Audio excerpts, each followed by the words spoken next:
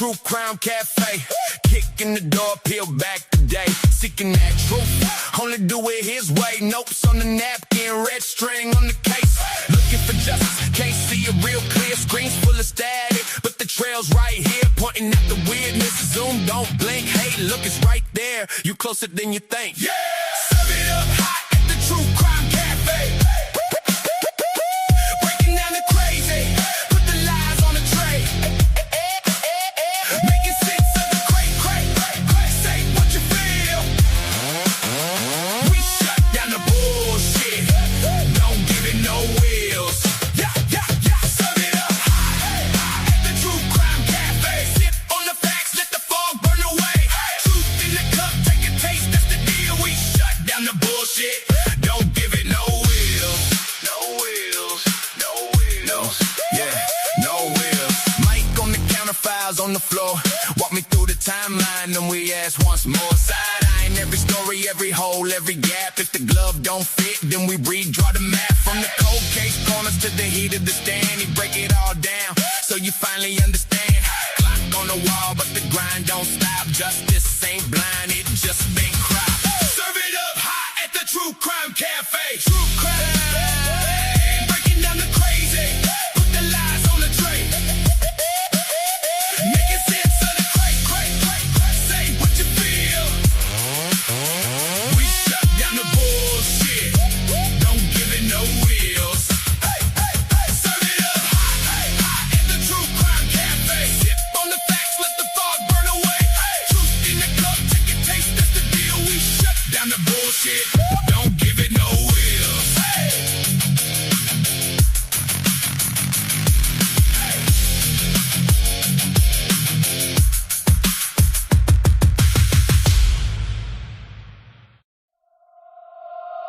Here we go.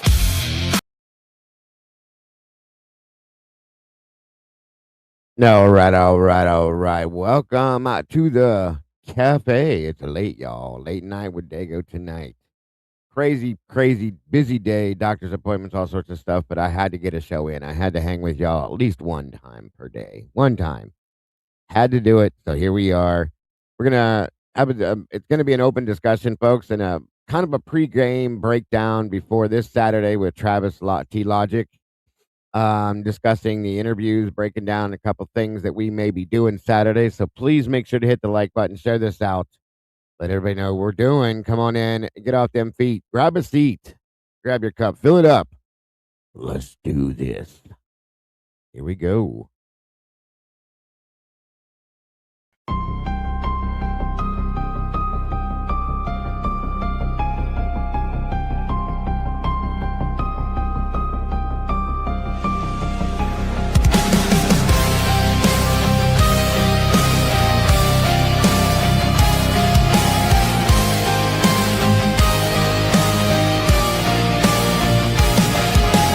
Neon lights flicker like broken halos. Whispers gather in the smoke-filled air. Tables carved with secrets and shadows. Every story's a wound laid bare. The kettle's boiling with restless rage.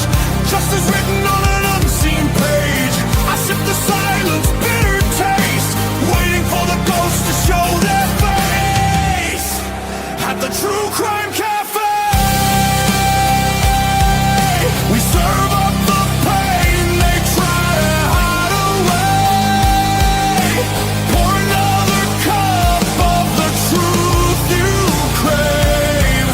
Raise your glass to the names they betrayed.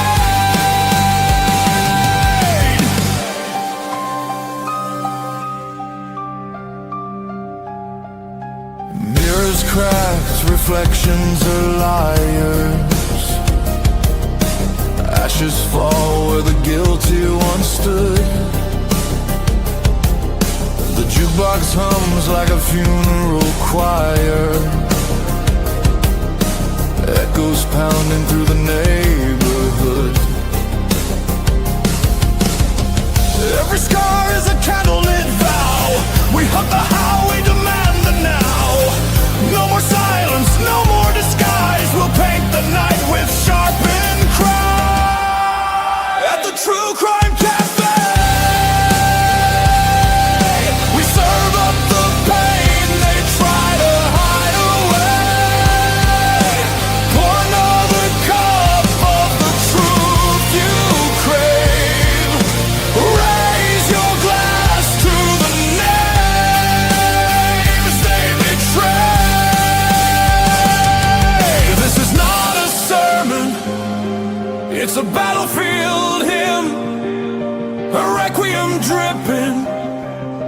the bottle's rim. The guilty write stories in invisible ink, but we'll drag it all up from the edge of the break.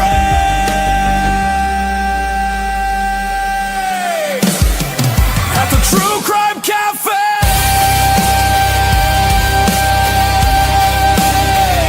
the reckoning burns like a black bouquet. Every shadow will pay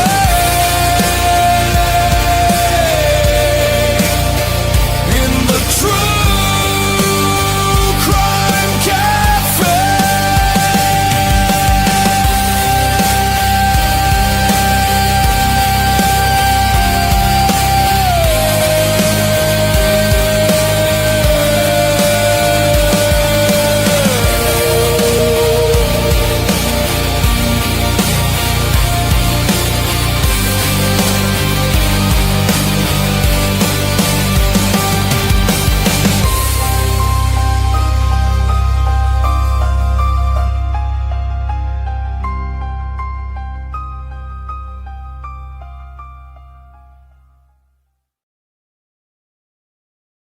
All right, all right. Welcome back, guys. I hope you're all doing amazing this evening. Welcome to a late night show with Dago, guys. I had a crazy, crazy day today. I tried to get in here twice, couldn't do it. And then I had late doctor's appointments and other things going on. So one way or another, I was going to get in here to hang out with all you beautiful people, and here I am. So sorry it's so late. We'll only be here for a couple hours. I can promise you that. I don't want to drag you guys too late. I want to have, of course, an open discussion on this and break down the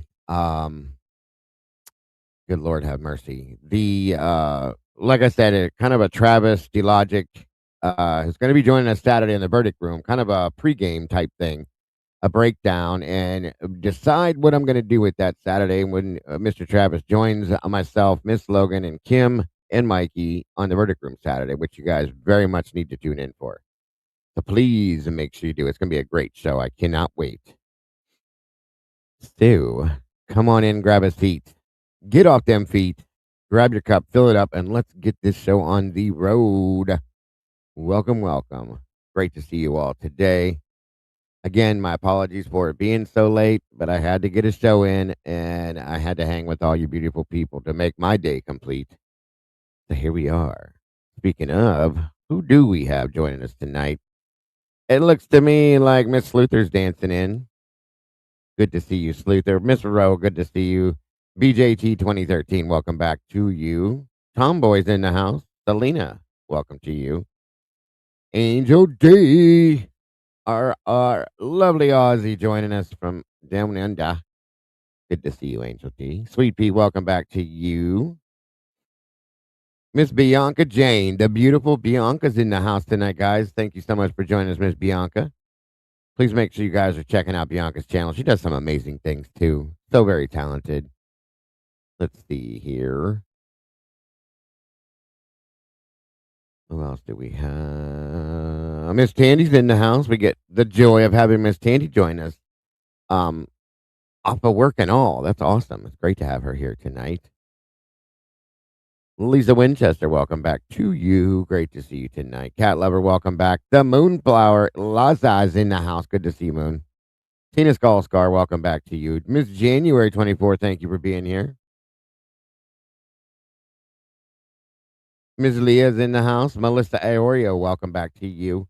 And again, y'all, please, please hit that like button. Please, if you will. That way we can get this up into that algorithm and make you two happy.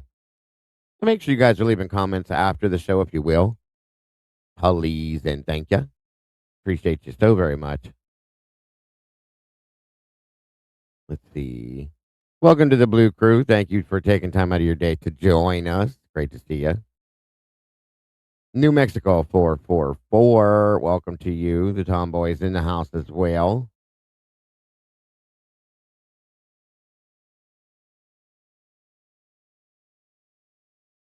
Miss Cat K, welcome back to you, dear. Great to see ya. Thank you for joining us. Make sure I'm not missing anybody. I don't think I am. I don't think so.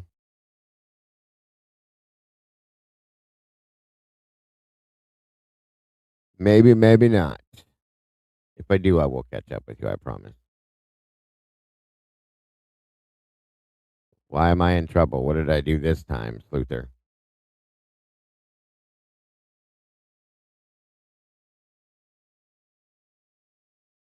What did I do this time? It's always something. Somebody's always got a problem with me somewhere. So be it. Can't make everybody happy. Come on in, grab a seat. Proberger and Proud, great to see you. Thank you for joining us. I did read my text message, and I answered it too. Still kicking. I said, yep, I got my text message, and I read it.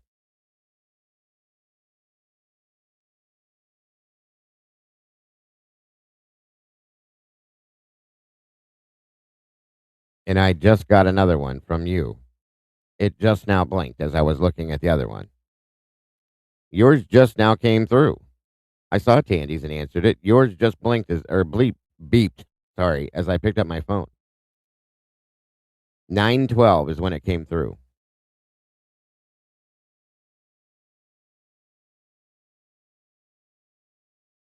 I'm telling you, it's right there. It shows it. 9:12. It came through. Anyhow, I answered you too. It's the first two text messages I've had all day from anybody, so I didn't have my phone for most of the day, but I went back and checked, and there's no other messages from anybody, so looks like we got 56 people in the house tonight, 38 likes. Let's see if we can do a little better, guys. Please, if you will.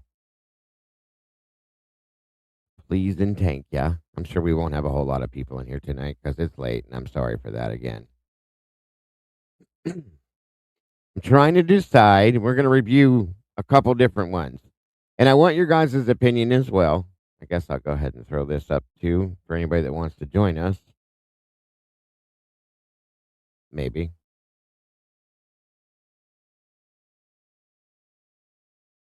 Wish I could go fishing all day. That'd be the life. Sure would.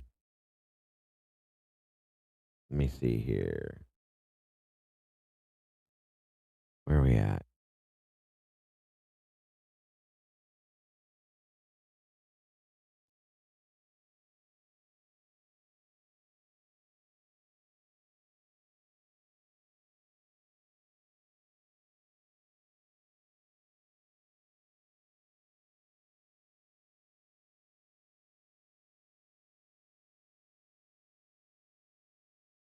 Ah, la la la. All right. Baby Ames, welcome to you.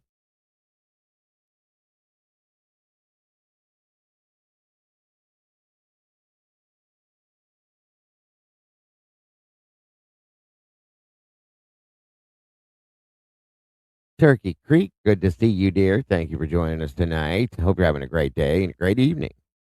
Again, I have to apologize once again, guys. I know it's late. I don't usually do this, but I was slam busy today. Busy, super busy.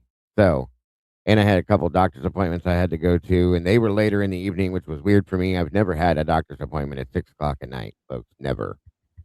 But I did. So here I am.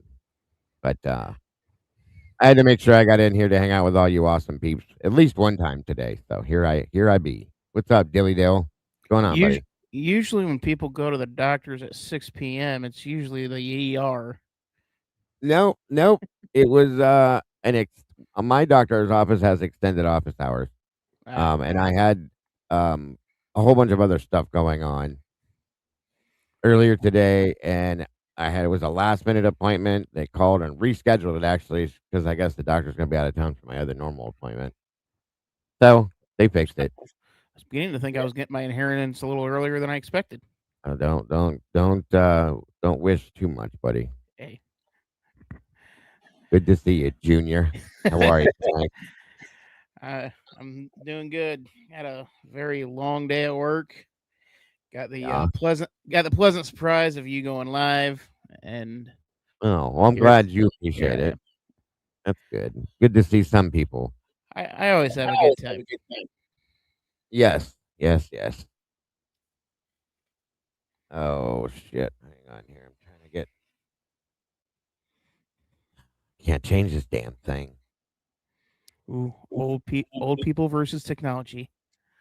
The fight goes on. Oh no, it's like my arms are too damn short. I can't reach the damn thing where the link is for it for me to reach over and grab it. So, Trisha, welcome.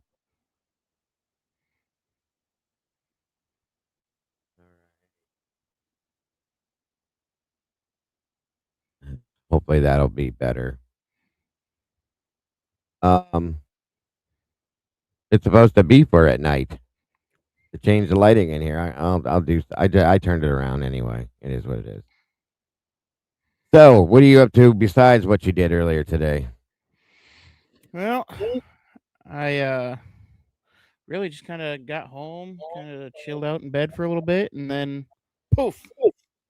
Yeah, I know. It was a surprise for me too. When I finally got in the house, got settled with everything, I was like, I know it's late, but whatever. I'm sure there's somebody that'll show up for it. So, and here you guys are. Welcome, Tomboy. Yeah, huh. If you can hear me, I can hear you. okay. What made you decide to pop up here tonight? Because I want to see what you're talking about. I have a lot of things that I watched today. So, What did you watch today? well, I watched Talk. Povs. A couple of Povs make a lot of sense, I figured that. and then one of Birdie's shorts Okay. that didn't even sound right. Yeah, you said it, not me. But Birdie plays the 1112 footage back at in part of his video at like he starts at like 226 or whatever, and directly after the scream Mm-hmm. you can almost hear somebody say, "What the f was that?" Oh, I've somebody said that to me the other day. I haven't heard it, but Oh, in Birdie's it's really clear. I mean, to me it's really clear, but Tandy well, says we it can sounds like review it. people's talking underwater. We can review it. That's why we're here tonight. I wanted to go over a couple things, and I wanted to kind of, I guess I called it pregame, but get ready for Saturday because Saturday we're being joined again. For those of you that didn't hear me, we're being joined by Travis from Travesty Logic. He does the statement analysis. He's done it on a 4-part series on Dylan so far, and um, he is open and willing to do live analysis. And I have a couple thoughts that we're gonna run past you guys. I'm gonna review another one that I think is kind of important now. After he did, we're gonna go back to it. I should say after he did Dylan's. I think I have an idea for Saturday night that we're gonna break down. But let's check out real. What are your thoughts first, Dylan? Since you popped up here before anybody, what do you got going on before we jump into this? Well, I've been kind of looking at the drug angle that everybody's kind of getting high on, and Pav is obviously very high on. Yeah. And the more that I look into it, the less it's just like it doesn't add up, especially for when you look at Kaylee and Maddie. This wasn't a business gone bad, at least with Maddie and Kaylee. And when you look at the logistics of Xana's room, the only way that happens is if it starts, at least with Ethan, in that room. And then the killer comes out from that room to Xana, and then the fight's on from there. And Gotcha. and then on top of that, if they were going to send a message, there would have been something outside of the house, especially at that time, to signify And that something happened. we don't know that there wasn't. That's the other thing. One of the things that Kim had said 3 years ago when she came on board here and started talking about this stuff is that it was stated that somebody saw somebody outside earlier, like before this supposedly happened, and claimed that they saw somebody outside before the whole somebody's here. There was people seen outside supposedly, and Kim said her words were, I don't know if it was three inside and two outside, or two inside and three outside, or whatever it was, but there was multiple people, according to her, from what she had been told. So we don't know exactly what. And here's something else that is something that JJ pointed out to me last night. That I'm gonna throw at you guys, so don't hate me for it, okay? But he made a huge point to me last night that I was completely blown over the wind with, and he's absolutely right. He said, "What if even the basics we've been told, okay, are lies?" And I said, "What do you mean?" And he said, "Well, we were given a basic, not even the PCA or none of that shit, but just in general, the basic analysis of what we were given with this case. What if it's a complete and total lie?" And I was like, "Are you serious? God damn you, JJ!" Again, makes my brain go, scrambled eggs.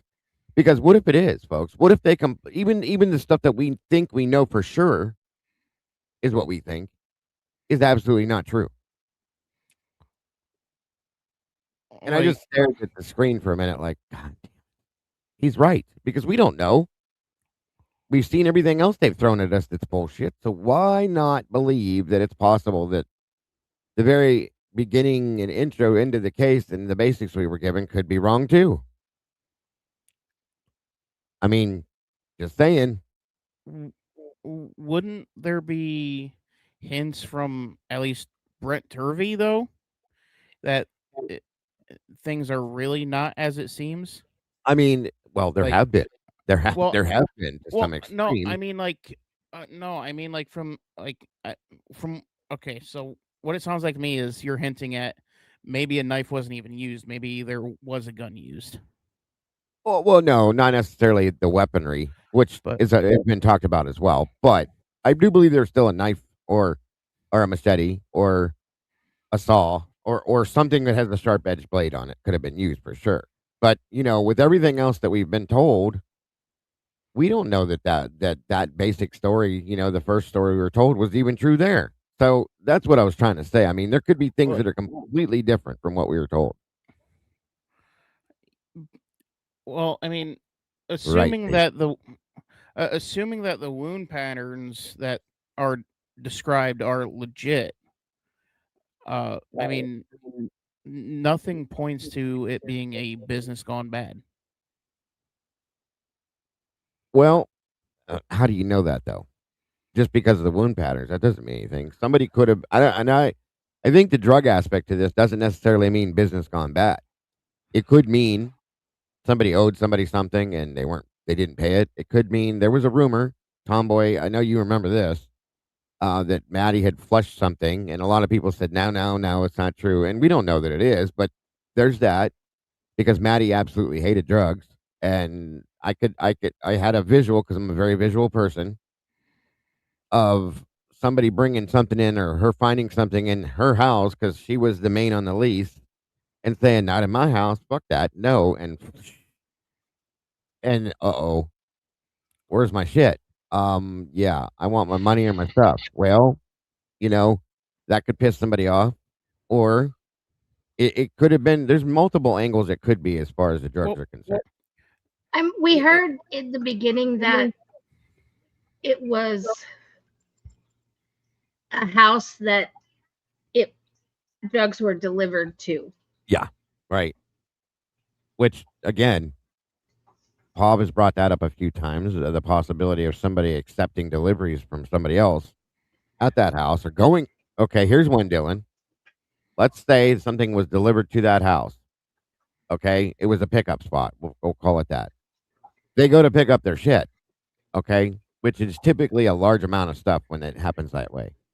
And they get there and where's my stuff? I don't know what you're talking about. Oh, that was yours? Well, I don't want that in my house, so I flushed it. I didn't know whose it was.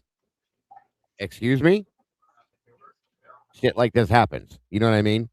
And it could be. It could be. I'm not saying it is, but and Uh, again, I know what you're saying about this, like the injuries, the wounds, and stuff like that. But again, we're not 100% positive that those are the injuries in the wounds. That's the point I'm trying to make. Like, what the hell, you know? But I get what you're saying, Dylan. I understand it, completely why you're saying it. but I'll push back with this though. If you're not going to make it such a spectacle of that degree to where the national eyes are going to be on it 24/7 for years on end because Well, I don't think Moscow realized that it was going to be this no. explosive. Plus, I don't think it was supposed to be what it is. I don't think it started this way. Okay, I truly have thought that for years.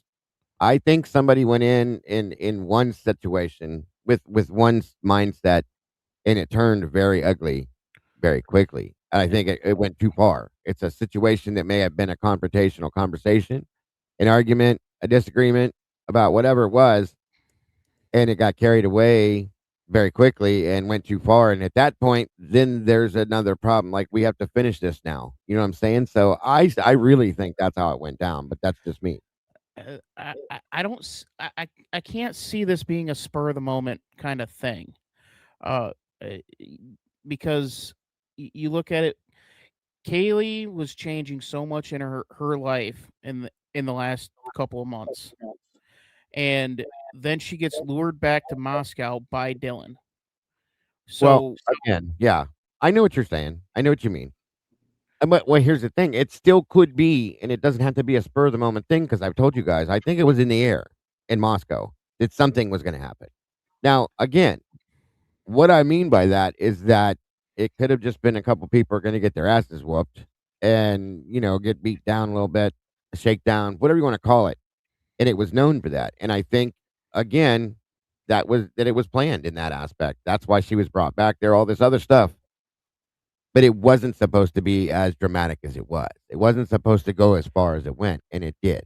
And at that point, maybe that could be partially why the whoever you want to consider to be possibly collateral were like, like what you just killed people, and so at that point we got to shut them up too, and it very likely could be something like that. Welcome, SRB. Good to see you, dear. G it, being good to see you.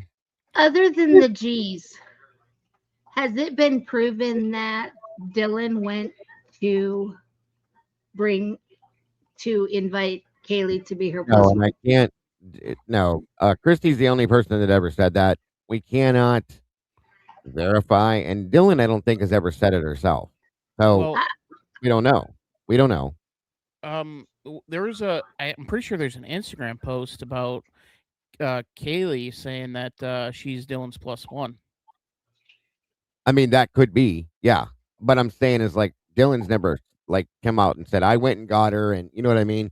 I wish he would. Well, they kept saying that they went to her. Dylan went to her parents' house, but she wasn't living with her parents. She Right? was living with her aunt and her grandma. Yeah, she was staying with her So, aunt. so If, which is it? well, I think Christy did that on purpose because she didn't want people to realize that Kaylee wasn't with them. They were estranged. You know what I mean? So I think that she went to Christy's and Steve's and went looking for her and said she's not there, and they may have said, well, she's at her aunt's house over here, so on and so forth, and she went there. That's just how Uh, I think it went. But SRB, you are correct. She had a couple of one test or two tests to take yeah, that following week, and then she would have been done. right. And there's another rumor that I saw yesterday. I don't know if you guys have heard this. I wanted to ask you guys this too. Thank you, SRB, for that as well. Because she was supposed to do some kind of a pre-graduation thing or graduation thing the following Tuesday, my understanding, but I don't know. Um, what the hell was the rumor? Oh, has anybody else heard that Kaylee left that Saturday morning to go with Steve to sell her other car? No, Uh, she sold her car before that. That's what That's I in the thought. documents. That's what I thought. So that was okay. So I think that started with Metal Mayhem. Mayhem, I think, is the YouTube. Yeah. Yeah, that started, and then Harsh did a video on it, and Okay. that got blown up, and then Harsh sent out a post correcting that uh Kaylee had already sold her old car, and they used that $6,500 as a down payment for the current car. That's what I thought. I Plus, thought we had plus, like. Go ahead. plus $1,000 from her grandma. So Yeah, yeah, gave her 1,000 too. So yeah, and I thought we had all settled that before, but I think it was Sarge popped over last night. It was asking about the money, this and that, everything else, and I thought he may not have been around for that, but I thought we had settled that out already. But it is what it is. Things happen all the time where we find new things out. But Yeah, because I don't think Sarge read the documents that have come out since Bryan took the plea probably not. because, Sarge took a powder. Right. I don't think she was lured back either. I believe she was genuinely, she had to come back anyway. But I believe she wanted to leave a few days early to show Maddie her new truck. And it's probably true, but the way Christy explained it was like, well, she kicked it around for a day or so, and she really wasn't sure. She really didn't want to go back, but then she Yeah. decided, yeah, I want to go back and show Maddie my new car. And we can So- believe everything those two say. Well, I know that's why I said it. then I would push back on that with, well, wasn't Maddie going to go to Boise that weekend to be with Jake? No. So why wouldn't they meet in We were told Boise? that. There's there's a lot more things to do in Boise. Well, that's the thing. We were told that Maddie was going to go see her boyfriend for the weekend, and then I thought she was supposed to go the following weekend, which would have been Thanksgiving weekend. That's what I understood that as she was going to go for Thanksgiving. You mean the weekend after? Yes. See, I don't know. That's the thing, is there's so many of these statements that are out here. Because Jake supposedly asked Jack to keep an eye on Maddie while she was at the bar with Kaylee. And then I said that to Lana, and Lana said that's not found to be true. So like I said, that's the problem, is we don't know what's what. Yeah. I don't know. We don't know. Yeah. Maddie went to Boise with Jake the weekend before during Parents' Weekend. Well, there it is. Thank you. That I didn't remember if it was the week before or the week after, but Right. I knew that she was supposed to go at some point, but not that weekend because it was. Yep. My understanding was Maddie was supposed to go to Boise that weekend to go hang out with Jake, and then Kaylee was going to come back, and Maddie changed plans. You're muted. You're muted. That's what I heard too. And this is what happens when there's things that are put out, rumors that we can't clarify. It turns into something like this, which is a pain in the behind. So, but Yeah, I because do want. she was gonna see her dad anyway because what was I read it somewhere. Go on, continue. It'll I come thought to me. I thought Ben said something about them hanging out and going to the movies or something. Unless I misunderstood. Go ahead. Well, I was just going to push back from a little bit earlier of it being supposed to just be like a very bad beatdown gone bad. With if it's like we have a high suspicion that Jack D at least knew something was going to happen. Correct? Well, No, I think no. it goes. It's never been stated for sure. He's never said it, but I'm just saying we have a suspicion of it. there's a lot of people who do think that he thought something may be happening. So if it was a beatdown gone bad, and let's say Jack knew that it was just supposed to be a beatdown gone bad, but he turns the corner, he sees ambulances, he sees police, and he still walks up the hill. I mean, even if you're cold-hearted enough, if you see those, you're like, oh shit, and then you head off in a dead sprint to figure out what He never exactly did that. happened. He never did that. Exactly. He just kind of moped up and up the hill like no big deal. I don't know Yeah. if it was ever debunked that Jack was asked to watch over Maddie. No, the only place that I've only heard it one time be debunked, and that was from Lana when I said something to her about it when she was here in the verdict room, and she said that no, that's not true. I don't know where that came from, and I was like, okay, so I don't know if it's debunked or if everybody just has misheard things because we can all have different information. You guys know that. Well, So you know, in Jack's JD's interview, he said that he got home at a little after 1. Yeah. And he was in his room and in bed by 1:20. right, Does he have a doppelganger at the bar? Because the bar time is 1:32. And he's still sitting in the bar. well, there you go. So I thought he said he was home by 1:20 or something. Yeah, well, yeah, he was in his room by 1:20. Yep. In his room with the door closed, yada, yada, yada. But the Corner Club video shows it as 1:32. Maybe they're well. Is it possible? Well, it still would take some time because I know some bars have their clocks set ahead by 15 minutes, but that doesn't mean No, he said he got home. It might have been 5 or 10 after 1. And that he sat in the living room and whatever, and then yeah. got into his room with the door closed at around 1:20. Right. I get it. I get it. There's a lot of weird stuff, a lot of strange things, truly and honestly, that don't line up, that don't make sense, and which is part of what I want you guys to help me with. SRB is correct. He's an hour off. He shouldn't have got home until you see the car pull up at a little after 2. Well, here's the thing, too, though. Let's remember something that we watched Maddie and Kaylee go out the door. We need to go back, look at that video, and see if we can see what time it is. They walk out the door, but based on what we're told, they go out the door and Decor's still sitting there. So they left before him. That's what I'm saying.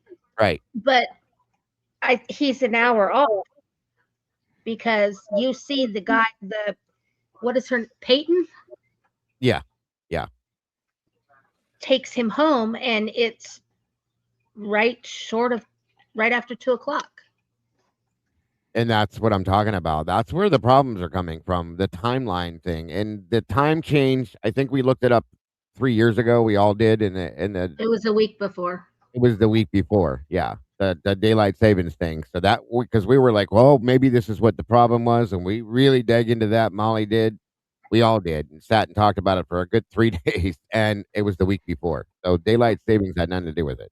Right. And I think what bothers me the most about all that is they never looked into it. They never looked at, did they not ask him, oh, wait, Right. the bar footage, you were at the bar. Yes. Right. And like Ro just said, 26 minutes later, those screams start. So this 17.88 minute phone call that he has no clue of. I'm sorry, but okay. I wonder if it's a 17-second phone call. No. Hold on, I'm losing. It could be anything. I understand, but like it's in the reports and documented and everything. Otherwise, I would believe you because Van Leuven's an idiot, a complete idiot. But he lied about the phone calls to begin with, and it was also lied about. If you guys remember that it was that Kaylee called him. That's not what happened. He called her. We found that out too. So I'm just saying. And here's my thought process on this. If we look at how those calls happen, guys, let me say this real quick too. This isn't bothering the shit out of me. We have a 17-minute, what was it, a FaceTime call that he had no clue of, nothing. So if you're on FaceTime with somebody or whatever you call that messenger thing or whatever it is, but you're face to face with somebody. Your face is on there. You're talking to the person, and that person's on there too. And you don't remember that. That call gets disconnected, okay?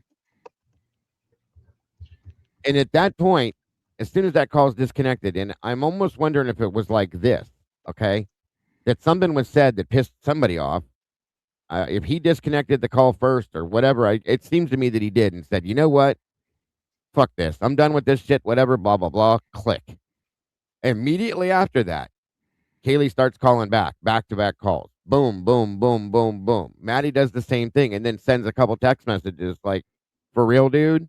Or what the fuck, bro?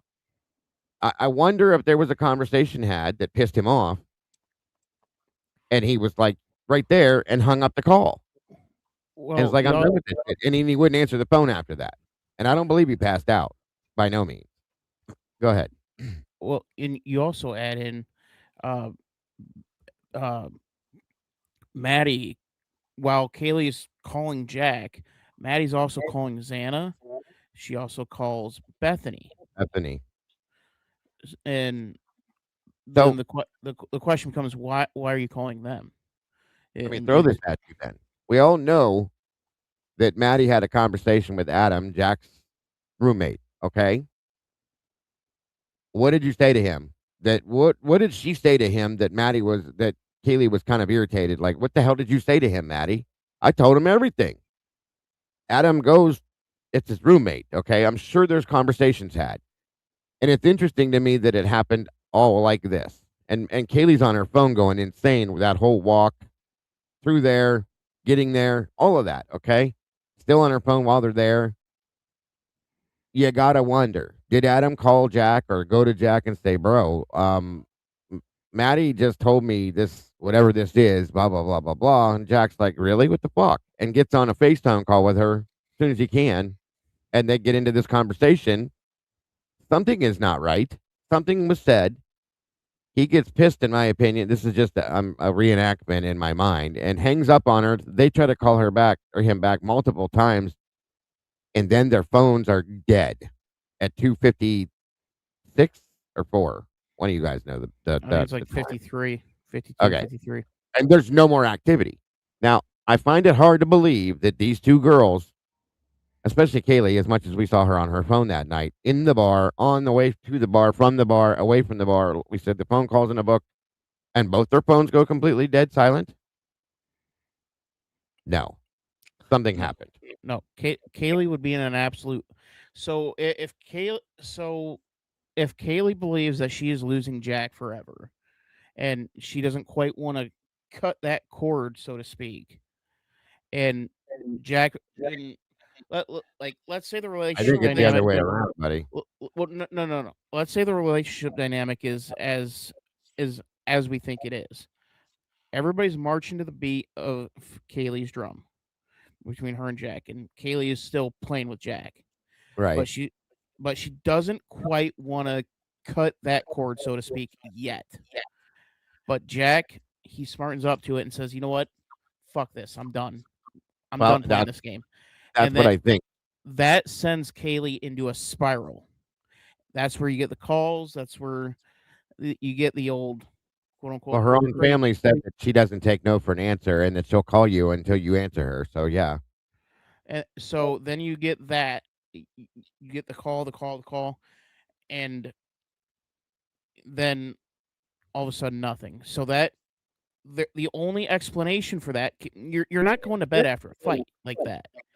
You're going to sit there and you are going to, and this goes for anybody. You're going to sit there and you're going to go on a whole rant to your best friend about how he's the worst guy in the world. I can't believe he'd do this, blah, blah, blah, blah, blah. And even if your phone's dead, you got it on the charger. You're going on that rant until the phone comes back on, and then you're back calling. I can see, and again, I'm not trying to be sexist here, but I can see a woman not taking, if she's not getting what she's wanting out of the situation at that point, she's going to make it happen. Period. Women are very persistent. They get their way. End of story. It's just how it is. And I think Logan mentioned this the other day, and she says, I think it's possible that Kaylee might have been fucking with his head a little bit, playing head games, kind of leading him on, making him believe that, because we heard his interview, and the dude's either like completely delirious or he believed this for reasons, okay? That she's making him feel as though they're going to get back together, in all reality, she don't want nothing to do with that. She's moving on with her life, as we all know. And that night in the bar, maybe that plays part in it. That night in the bar, she's letting the whole bar know we ain't getting back together. We're not together. I'm doing this. I'm doing this or whatever. Maybe that was part of what could have triggered him too. You know what I'm saying? Like he's like, what the fuck? Like you were telling me this and that, and we already heard he had mental health issues after the fact. Go ahead. It looks like you were going to say something, Tomboy, or maybe not. No, yeah, no, sorry. Um, didn't it come out in the beginning too that wasn't there a rumor or whatever it may have been that Jack was at home with a girl? That's why he didn't answer her call. Originally, it was there was something that was rumored about that, but they had a FaceTime call for 17 minutes. So where was the girl? Hey, Noelle, good to see you, dear. You didn't miss too much. Well, I could also see that I, getting I that's kind of scenario getting explosive, uh and Jack and Jack and Kaylee, they're going back and forth, and Jack's like, you know what? No, I don't need this because look what I got. Flips the phone, hangs up. Kaylee goes off and starts calling, starts calling, starts calling. Phone dies, or everything hits the fan. right, could be. And there's also the thought and theory and feelings of, just to throw something else in the mix, that she was, well, it's not thought theory, it's been said by lots, but she was seeing a lot of other people. Okay. What if hey, nothing half assed, good to see you. What if that got thrown out there somehow too? Maybe something that Jack had found out. What if it was Rosenthal? What if it was a cop too? What if it was Was it? Barstow or whoever Yeah, else? wasn't it the president of the Delts? Yeah, which is a big deal. Okay, think about that within the Greek life and campus and how all those things would look to other people. If it's humiliating to Jack as well, I mean, multiple things. I can fully and honestly agree that I can comfortably feel as though Kaylee could have been playing him. I agree with Mountain Man on that one. I do. I can absolutely see that. But Mason Barstow is interesting if that was actually a thing, because that's a complete 180 to at least our understanding of Jack. Because to be a president, you got to be bullheaded. You got to be a leader. Where Yeah. as we understand very very well, Kaylee's bullheaded and a leader. You get two Oh, of those kind of absolutely. people. I don't care how much they love each other. That's an explosive pair. See, I don't see him as an alpha though, or a leader type. He kind of seems. Maybe it's me. She definitely comes off as an alpha, like it's her way or no way. Him, I don't know, you guys. I mean, he kind of seemed like a wishy washy, and I don't mean this mean. I don't know how else to say it, but like kind of like like a whipped wussy type guy. You know what I mean? I mean, I'm not trying to be mean, but I'm just being like I can't understand any other way to say it. So We talking about Mason? no, I'm talking about decor. Oh yeah, Jack. Yeah, You were Jack talking is. about Barstow? I'm sorry. Yeah. I was talking about. Yeah, Gotcha. Mason. What's that Moto? Because when you with Mason, with someone like Mason, who's president of the chapter, you're gonna be bullheaded. You're gonna be a dick. It's just gonna happen.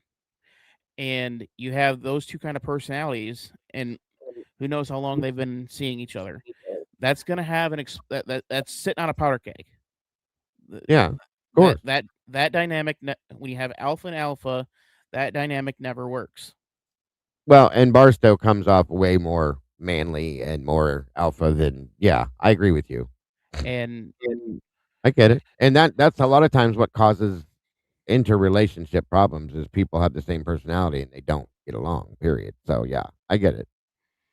but and that would, and Jack or an explosion with Mason would explain the third floor, not the Good. second floor. I can agree. Because in all this talking about Kaylee and Xana and how Jack fits perfectly, how Mason fits perfectly, how Showalter fits perfectly. I think so, Cam. It doesn't fit the other end of the equation, which is Anna and Ethan, and that's No, I that's get my big problem with that. And the only person that fits the equation of all 4 points perfectly is our dear friend Dylan. It's the Oh, only there's no one that I doubt in can. my mind that Dylan is. Yeah, It, I got it is you. the Or wait, only no. person who fits all 4 points. Got you. Got you. Does anybody remember real quick what Kim says here? Is he the one that said "make me a sandwich, bitch"? Was it Cole Barenberg? Was it Mason Barstow that said that? Because I don't remember exactly. That the only time Was it I've a ever heard sandwich that. or a burrito? It was something like that. Just No, like Yeah, make me food, Lucy bitch. is You know what I mean? correct. it was so this Oh was well, there's that. the only time I've ever heard that was it was "make me a quesadilla, bitch," and that was from the Patterson book. That's the only time I've ever heard that. And that And came from that information, from my understanding, that he got came from the Gonsalves. which I don't know So why I don't know why anybody would be talking telling that story other than to try to paint paint a picture. paint Yeah, they're uh, painting a picture. yeah that I don't know if you listen to the audio style of that book, but No, it was creepy as hell. I need to. I have Quesadilla. it. He Yeah, can't even get the freaking Mexican foods right. Oh, I have that, and I need to listen to it because I've heard that it gives a little more detail and it's a little more interesting than what the book and the other one was. So oh my god, the audio version of that was just creepy as hell. Like like I don't know how it's kind of put in the book itself, but it right, was like, oh, Xana was feeling this and Maddie was feeling that, and it was like, what? It was right. like treating him like a fantasy character. I I mean, don't. I have a hard time with the frats, and I'm going to tell you why. Because they're drinkers. They're mouthy. I don't. I just don't see any of them keeping their mouths shut for this long. I get it. There's not Oh, even a whisper, not even a drunk confession, nothing. because Greek life is a whole different ballgame. It is an absolute cult. They know exactly what to talk about, what not to talk about. I understand that it's a And, cult, but I also understand that they drink outside of that college. Well, And yeah, when you get around people that aren't in the life, you have a tendency to be loose with your tongue. well, because I don't think the circle is as big as what we think. The circle of people who actually know. I don't think it's that large. what do you mean? The people that know what happened? The people that know what happened and the people that perpetrated it. I don't think it's that large. I mean, I But agree. I think there's a well, I mean, large is in. I think there's a specific group of people that know, and we know who they all are. Okay. Beyond that, there's probably rumors of things, but to know for sure, I can say I don't think a huge like amount of people. I agree. I think there was I think there was like an internal memo that went out to Sigma Chi. This is what you tell the cops. We Oh have a yeah, friendly coming in. This is what you tell them. I And agree. then because when you get the Sigma Chi guys versus the Jacks, it points a little bit of a different story. I And can agree. so it's Oh, just Tomboy, it's funny you sent me this because I was going to go to the other video he had up too and read put some of that out too. So we're on the same page with this. If this is the one that I sent you for Birdie, the It is. timestamp is 9:40. Yeah, I have it on there already. Okay. On 34 actually, but we're gonna jump on this. I'm gonna let this start to play. I have to go grab my other drink real quick, and I'll be right back. Don't go nowhere. Um, this is interesting. This is interesting. His whole video was interesting. I'll tell you that much. When I was sitting in the doctor's office, I was watching it.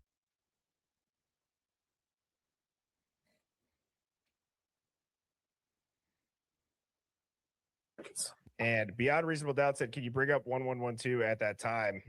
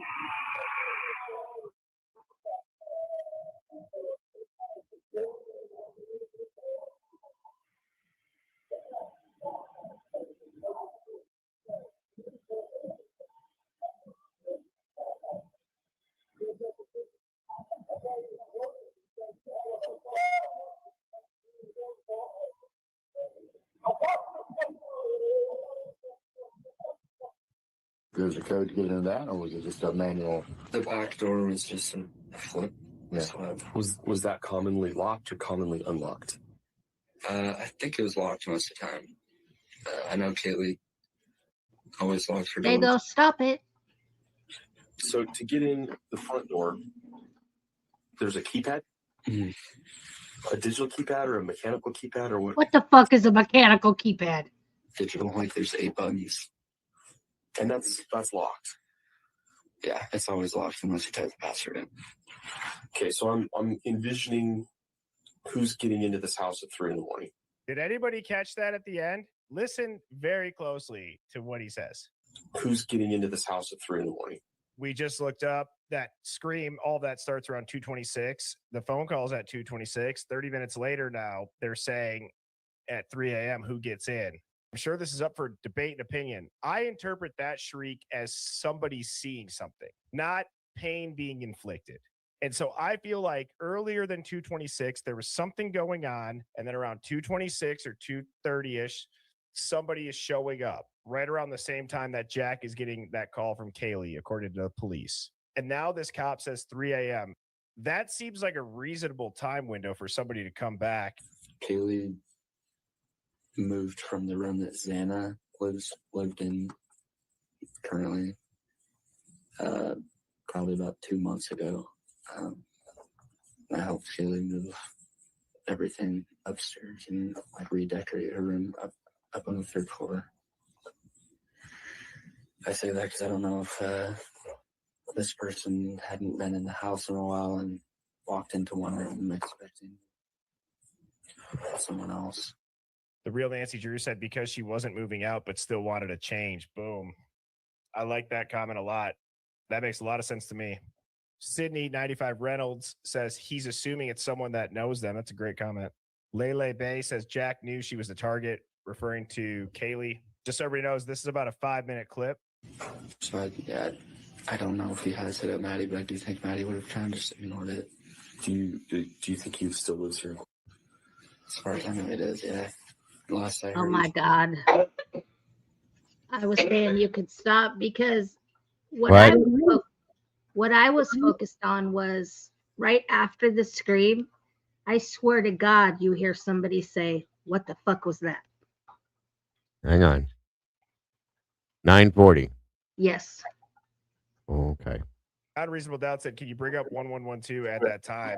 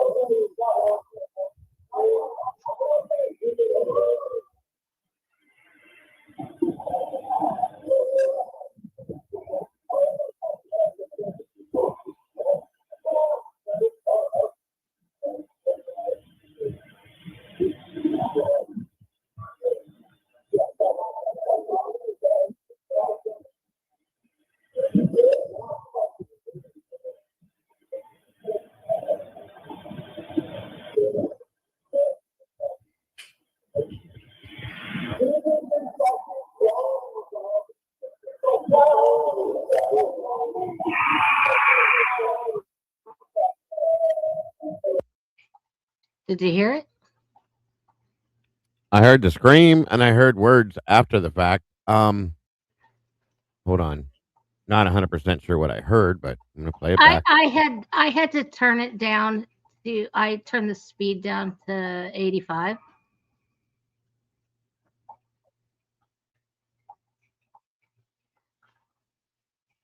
Let me see.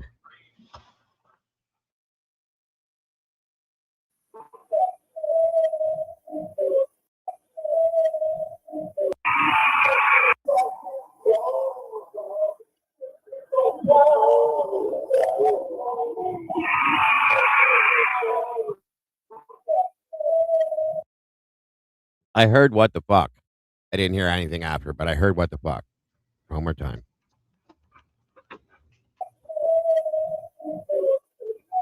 And one thing I'm going to clarify for sure, you can definitely hear after the scream, somebody's crying, sobbing. Okay, there's no doubt in my mind about that.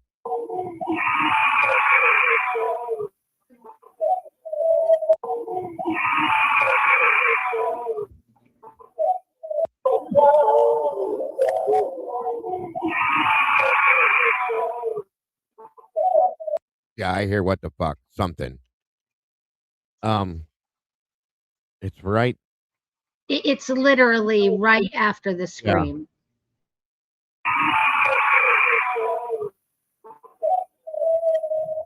Yeah, I hear what the fuck, and then I hear somebody sobbing after, like crying behind that, right after that, female. And The there's a voice- dog. You hear like in a couple more seconds, you can clearly hear a dog. Hang on.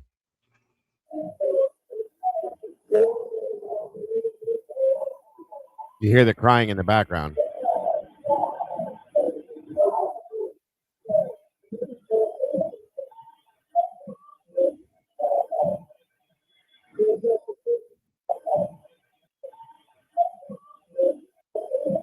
And there's something there, like, it sounds like something pretty serious being talked about before the scream, too. Okay? So there's that, too. Don't forget, but it is definitely muffled. So we were in Discord earlier and we watched this video and the Linda Lane video, and it really bothers me that everybody says, well, this was a party, this was a party, this was a party. Okay, that's not party noise, because literally 3 minutes after that scream, it goes quiet. That was not a party scream by no means, no. No. And there could have been, because I still think it's possible there was a party there that night, or even a small get together. Okay, I'll put it that way. That had nothing to do with a party. That was horrific. Whoever screamed like that was either in serious pain or highly traumatized. One of the two. Yeah, that I can't even fathom why Whitcomb would even consider that anywhere close to a party scream.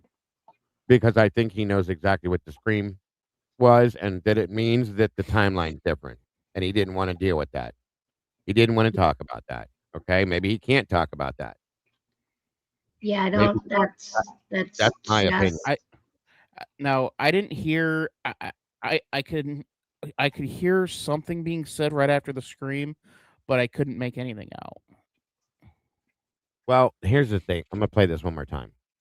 Which I know my ears are dog shit.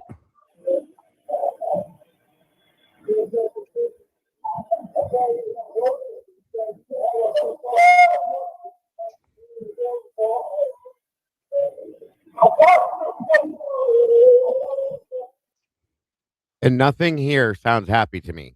Like, they don't sound like they're having a good time. Just saying. No, it sounds like it's almost like being directed. Yeah. And yeah. There's a code to get into that, or was it just a manual? 1112 at that time. Yeah, if you listen to everything building up to that scream, if you can, try listening to that, okay? And it's not like people having a party, having a good time, having a conversation. This is different. It comes off different to me. It could be. That could be right there. It could be somebody walking in and Xana walking in and finding Ethan dead, okay? Or Kaylee walking in and finding Maddie deceased. Well, It very well could be, Kim. You know how she said Kaylee ran down the stairs, said somebody's here. To me, that's what was going on before that scream, and that scream is when they caught her. Uh-huh. That's another good point too. Very, very, very likely could be. It is definitely not a party scream. I'm sorry. If that's a party, I would never want to be found at that kind of a party. Welcome, Dick the Past. And then I think it was Law and Crime or Court Court TV or something like that. One of the big moronic Right. channel people said, "Oh yeah, that was an unrelated scream." Unrelated to what? There's other people that are saying that this could have came from 1112. No way. And I'm No, gonna tell you why I don't believe that, because if it came from 1112, it would have been way, way louder. Okay. and clearer. And not muffled. Yeah, that was my next statement. 100%, guys. Think about it. If it was right there, even inside that door with the door closed, it would have been so much clearer and louder. So definitely not. Definitely not. I don't think it was Bigfoot, Senior, but it could be. It could have been a Bigfoot mating call. It could be. I'm going to play this. I think I'm up before it now, but listen to the build up to it. Then hear it, and then hear this sobbing after the fact. And what is, if you can, try to hear what you hear after.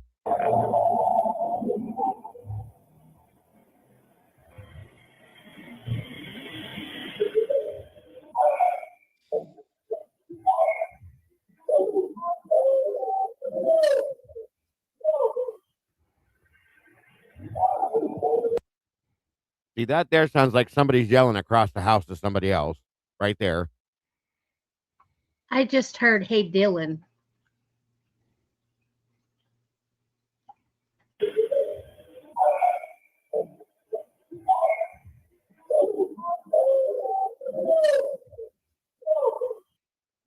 Yeah, I could see that being, "Hey, Dylan."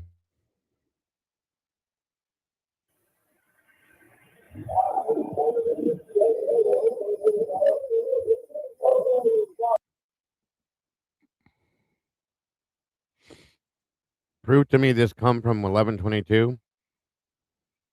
Prove to me that it didn't come from 1122, Clyde. Like I said, if it came from the house that it's mounted on, it'd have been louder and clearer. As muffled as it is, it couldn't have been anywhere else. It had to be close to the house. If it was even if it came from this house, it would still be louder and more clear. Okay? So I know what you're saying. There's no way to do that, but again, it doesn't make any sense for it to come from anywhere else. What other murder happened on King Road? Nothing did. That's the thing.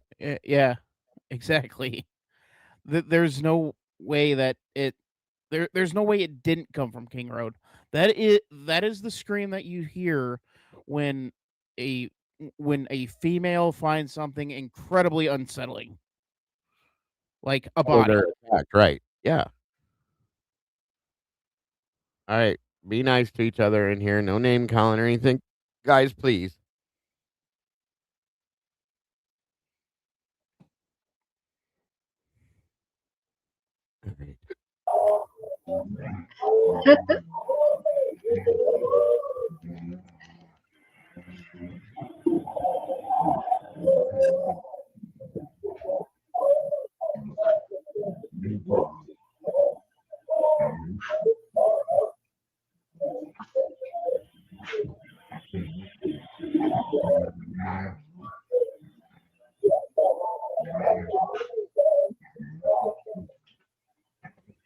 That's not music.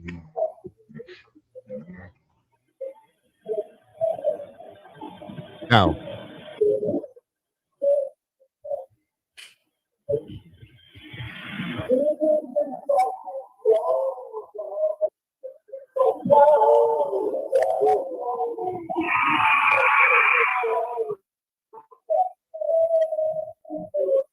There's Bryan.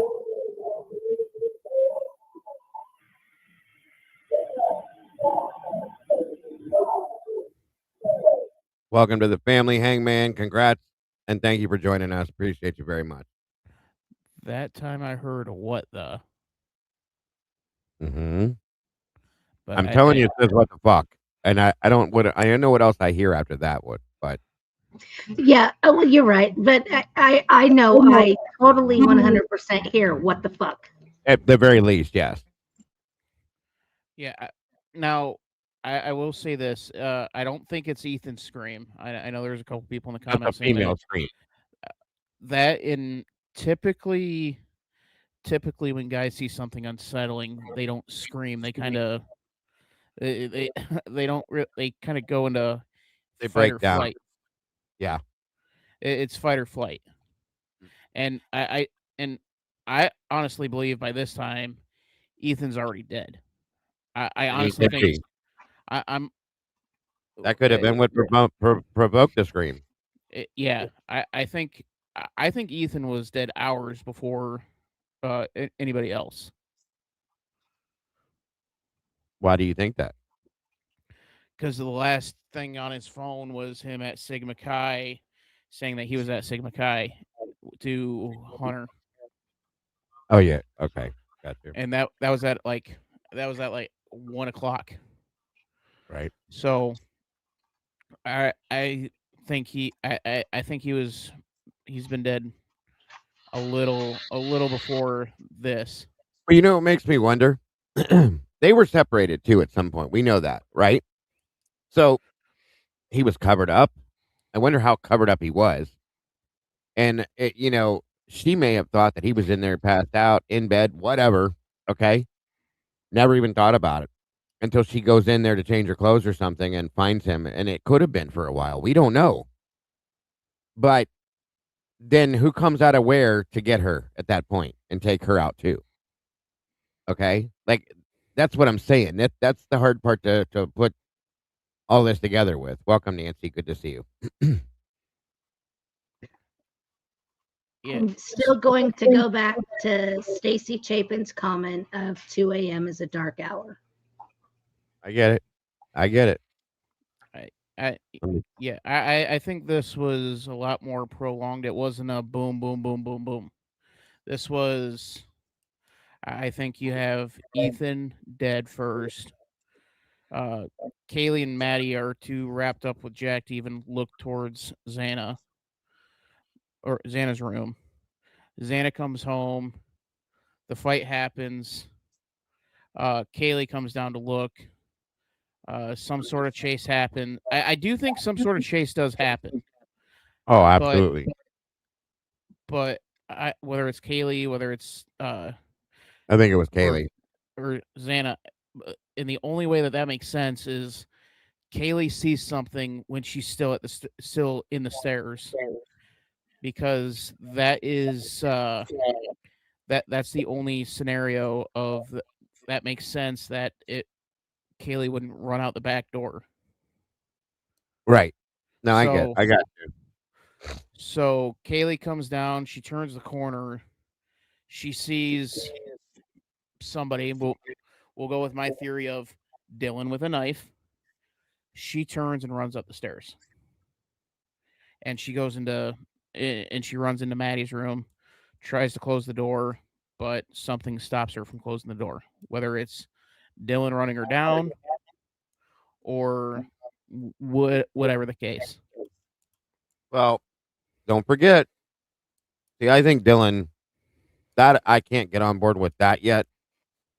I think Dylan was in her room. I think she told the truth about that. And I think she locked Kaylee out on purpose. When she got up, said she locked her door. I think that was to lock Kaylee out of there. Again, my opinion. And I think Kaylee may have been handled right there. She may have been caught right there at the stairwell and taken down. And again, I told you guys the whole scenario I have in my mind about the step or the steel metal strip, thanks to Moto, could have been used. And that could be what destroyed her face. Truly makes sense to me. Look up and see what Kim said. Kim is correct.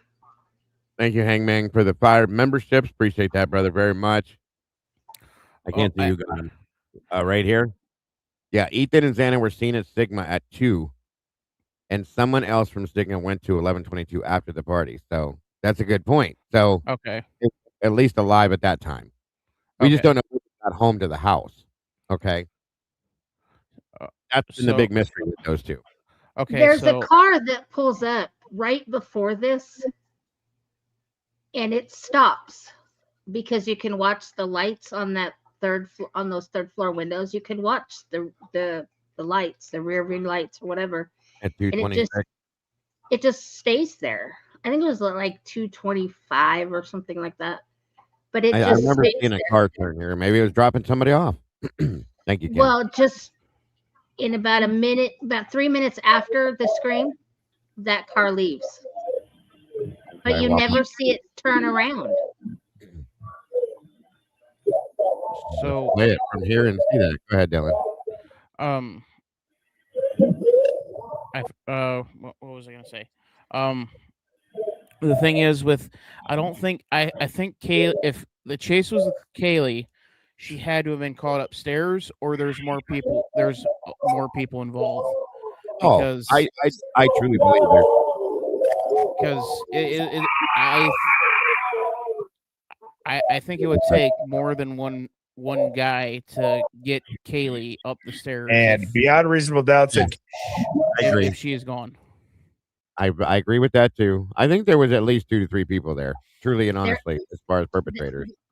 There's the car. Right. Now, if you watch the lights on that third floor window, Trying to figure out what the car is.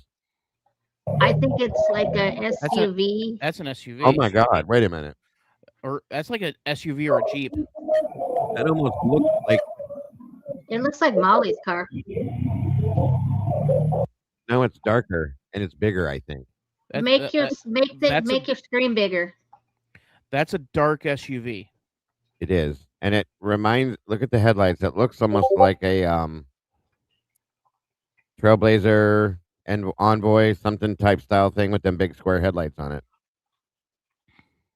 Not saying it is. I'm just saying it. Reminds me of that.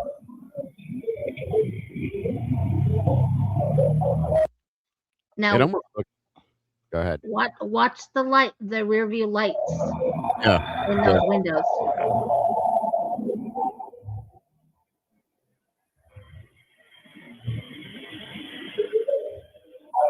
Yeah, they flash. That means it's over the hill. See how they're still moving? I think Ro's correct on the Black Explorer. I think it's a Black Explorer. It could be. Well, wait a minute. That's the vehicle. Isn't 9:30 the time that Ethan gets back to the house, supposedly, allegedly, with the Explorer? 9:30, roughly? 9:30. Yeah. Well, this is 2:30. I'm sorry. Sorry. Ignore me. Well, the only reason I don't think that car turned is because when you turn on the street next to 1122, the headlights follow you onto these buildings over here where Birdie's head is. Yeah. It doesn't. I mean, SRB saw them too. She looked at the Linda Lane. Hold on. That's what I'm trying to do.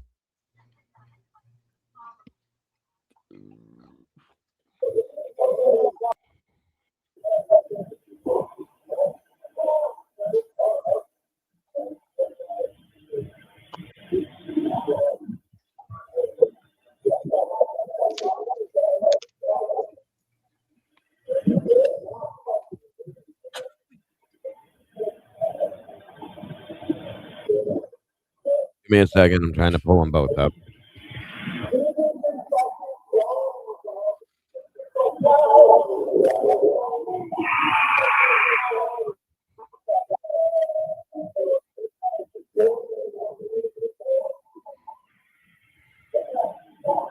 All right.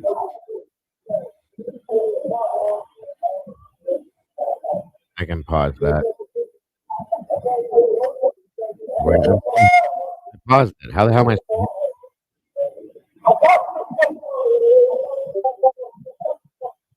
There's a code to get into that, or was it just a manual? The back door was just a flip. Yeah. Was that commonly locked or commonly unlocked? Are you How- playing I from your think it was locked Discord? most of the time. I know Kaylee always locks her doors. Where is that coming from? So to get in the Are front you door, playing it from your Discord too? there's a keypad, a digital keypad or a mechanical keypad or what? Hold It's on. like, digital. Like there's 8 buttons. And that's locked. Shit. Yeah, it's always locked unless you text.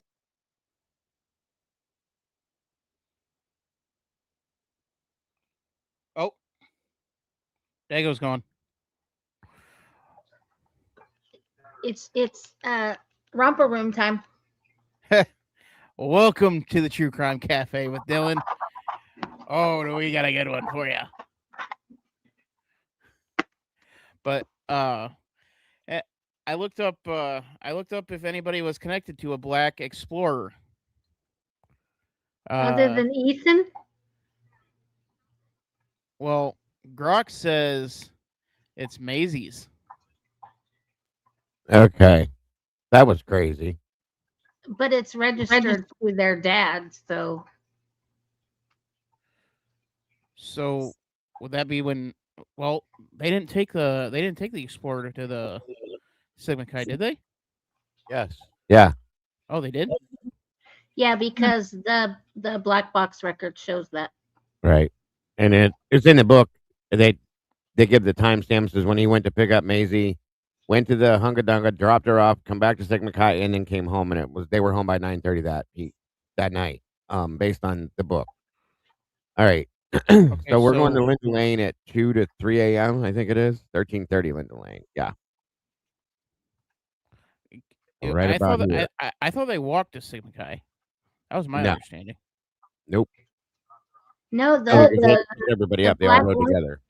the black box from the book says that they drove to Sigma Chi. Yeah. Yes, sir. Okay, so Okay. that would show that they got back at 2:30, not 9:30. No. Kim, 9:30. Kim. Okay, here's what happened. They went to Ethan took the Ford. He went and picked up whoever he picked up from Sigma, okay? And then he picked up his sister and whoever else from her sorority. They go to the Hunga Dunga. Excuse me. They're there for what, an hour, tops, 45 minutes, something like that. They leave, and then in the book it shows the timeline of him going back to her sorority, dropping her and whoever else off, and then he stops again at Sigma Chi and drops people off there because he's only at both places for a matter of just a couple minutes, and then he comes home to. It says that he finally gets back to the 1122 home at it was like 9:27 or something like that, I think it was, and then that's it. That's all it says about that for the rest of the night. Yeah, they parked at 11:22. Thank you, Kim. So And then I'm guessing that from that point forward, he walked over to Sigma Chi from there, because it doesn't say anything else about driving that night. Okay, so we got a black explorer that's unexplained. Which one? The one we just saw? Yeah. That's why I pulled this footage up to see if this matches up to the other one. So this is, what time was that, Tomboy? 9:25 into 26? Or 2:26, 2:25 into 26? Yeah. Okay. Roughly. I'll put it right there. So we should see if that vehicle keeps going forward. The one that turned, we should see it come down through here. If it came all the way back. And if not, that means it stopped right there somewhere. I'll start from here.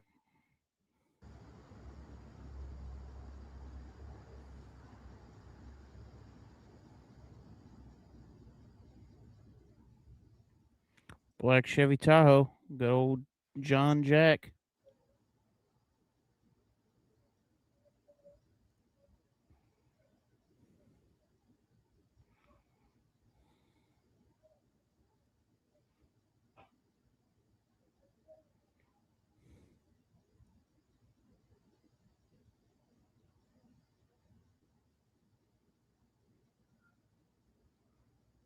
Congratulations, Hangman. Member for 3 full months. That's amazing. And happy Dago anniversary on that. God bless, brother. Appreciate you very much being here.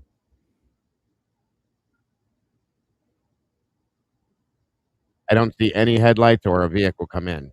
So it has to stop there. Either that or it turned. It either stopped in front of the house or it turned on the road right next to the house. That's the only thing that would make any sense. Or it parked somewhere before that hilltop, because if it goes over that hill, you're going to see the headlights start shining. Does that make sense?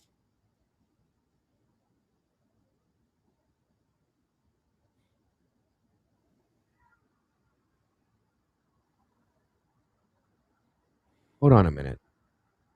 Did I just hear it?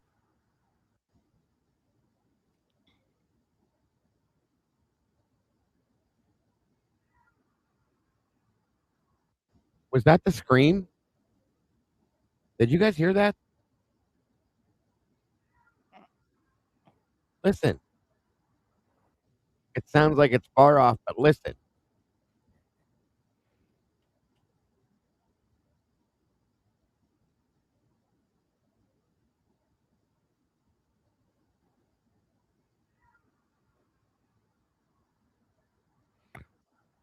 Right there.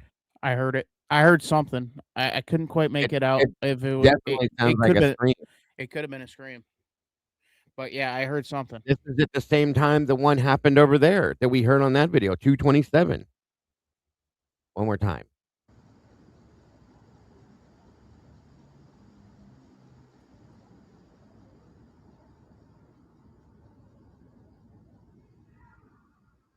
Yep. Yep. There it Yep. is.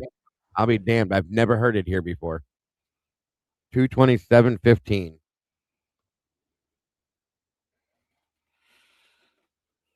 It's very faint, but it's there. So the other one was 227 something. If it lines up, it lines up. Hold on. Let me try it. Actually, let me shrink this down. Are you still here, Tomboy? That is the first time I've ever heard that like that on the Linda Lane. Yes, I heard that. Go ahead. Yeah, no. I want to play it here again and see if it lines up at the same time. 227.15.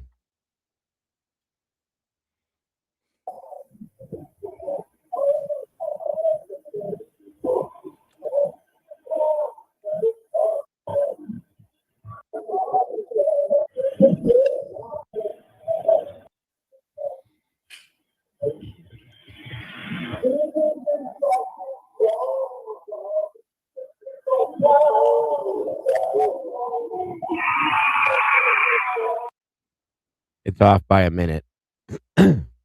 That's wild. And that's Not even a full minute. That is wild. if they're connected to the internet, it should be synced up perfectly.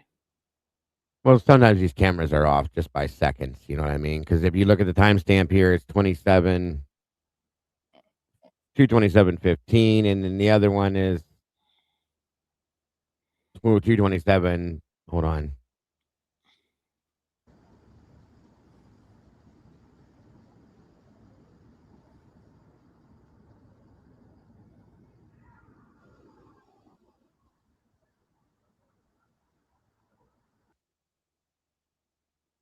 One minute.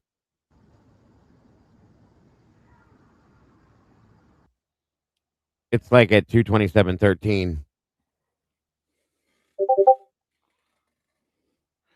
Yeah.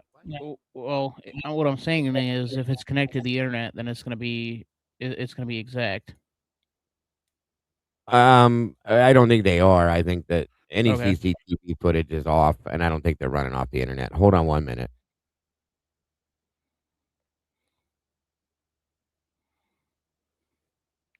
Well, Rogue, God gets to you with great ears. Because normally I can't hear anything like that without headphones. Well, Meanie, I'm just going to take what Jeff H says with a grain of salt.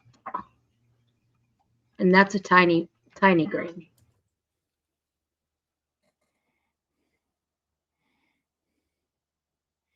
There's a lot of things Jeff H can do that I can't say on YouTube. But yeah, it's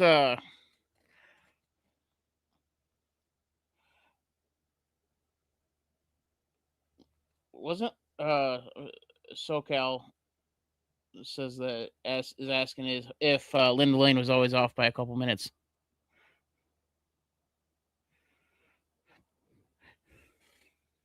What'd you say, bud? Sorry. Isn't Linda Lane been historically off by a couple minutes? I think a lot of them are. Yeah, they're all like I said, but it's only it's literally only like a minute or 2 minute here or there. So I tend to believe they're pretty lined up. You know what I'm saying? Yeah. So okay. So I'm gonna venture to say that yeah, the vehicle that we see in the other video, this one here, it either stops there because the light moves around up here a few times. So it's either pulling in and like parking, or it turns on there's not that road doesn't have a name, but the one that runs between the 1122 house and the apartments, it turns there and goes in the back somewhere. That's my opinion, of course. Hangman, I'm gonna say at 3:30, almost 3:30 exactly, you hear where on the 1122 video where it cuts off for like a snap of a finger Mhm. and then it comes back on, but it's got like a different wind sound. What do you mean? Like something was overlaid. Oh, I have no doubt. There was definite manipulation done. But what time did you say it was? 3:30, 2:30. 2:30. Hold on. I don't think Birdie plays it for that long, but you can go to I'll get the video real quick then. Jules' video.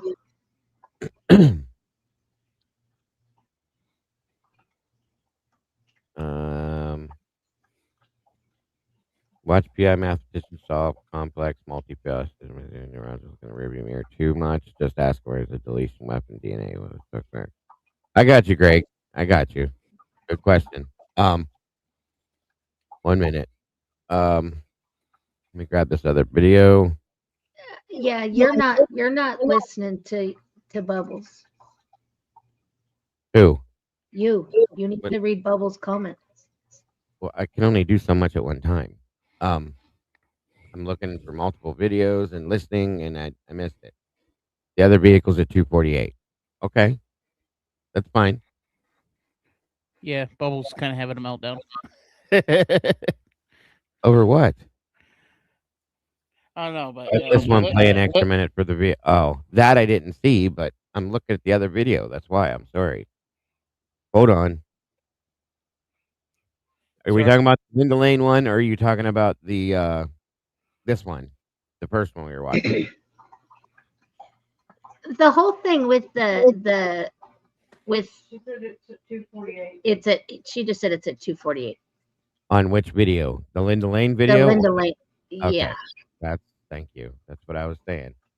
The whole thing with Ethan's and the Ford Explorer is everything says believed to be driven by Ethan, believed to be driven by Ethan. But yeah, Nobody knows who it was driven by. All they got is the black box records. So here's my problem. You're right, but here's my problem with this. So if that vehicle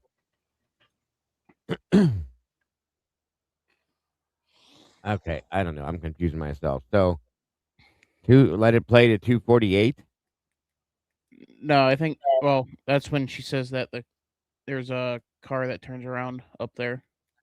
Okay.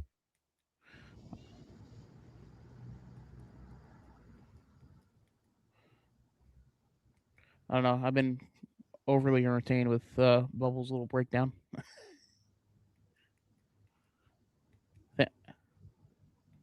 Bubbles. Yeah, I think Moonlit sent her to her room. No meal. No, she said No no, dinner. no, carry on.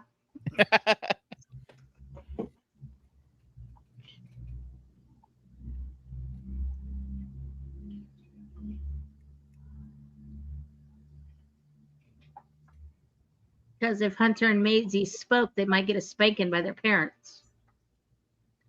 Right.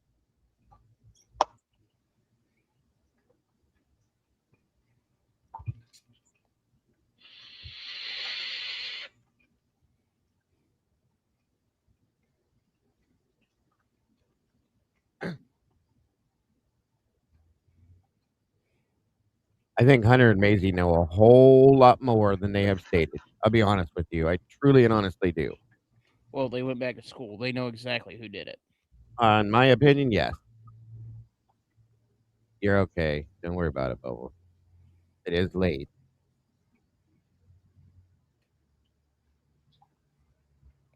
Okay, there comes there.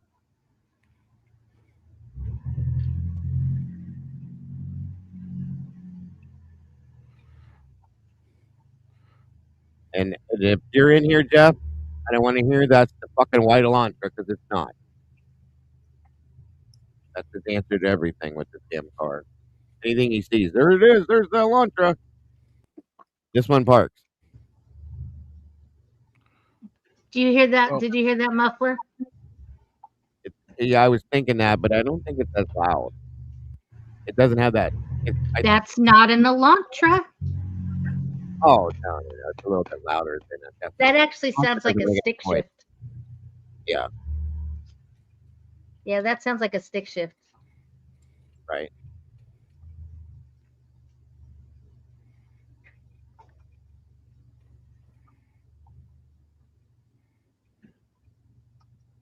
Yeah, this is not an Elantra. There's no Elantra there that night, in my opinion.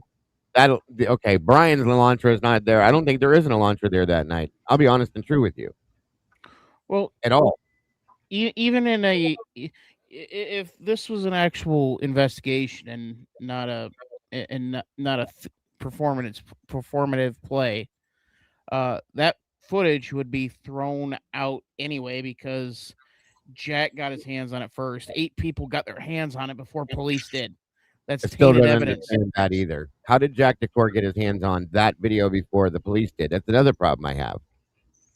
I mean, I know that the girl that owned it was somebody they went to school with and they knew. The police should have been right on top of that shit right away. And he had it for a week. Right. So what did he do with it? And suspect vehicle 1, those are the undercovers. It's not it's not Bryan. And there's Bryan no was not other even car. anywhere around here. No, he wasn't. It's Nothing that they have shown us has any relation to Bryan. Okay? Nothing. Nothing they have has anything related to Bryan. That's not his car. His DNA is not on the knife sheet. What Bryan doesn't even exist in this case, folks. Only because they put him here. That's why. and I even said in the video that I made this morning about Hudson and Hannah, the only stupid theory on here that exists in this case is that Bryan Kohberger did this and did this alone. That's the only stupid theory. Oh, he's banned. Don't worry, Miss Girl. That's all Jeff knows how to do. Yeah, the clip-on fog lights. I will never forget that. Yeah, that made me. You remember me going off on? I had Lee and all over there. I was so pissed about that. So pissed. Yeah, about I can't. Yeah. Anybody that would say that, you need to pull your head straight out of your ass. Sorry. It's not even the ass. It's just out of the fucking dirt. Come on, people. Well, Right. I mean, at this point, the guilters are more concerned about being right than getting it right. Period. Well, at this point, they know they're wrong, and it's really driving them crazy that they can't prove that they're right. And they'd rather jam a square peg in a round hole than just say, "I was wrong." Yeah. I will tell you that there's no way Dylan, unless it was post-mortem, but Dylan didn't do that because she got no marks on her.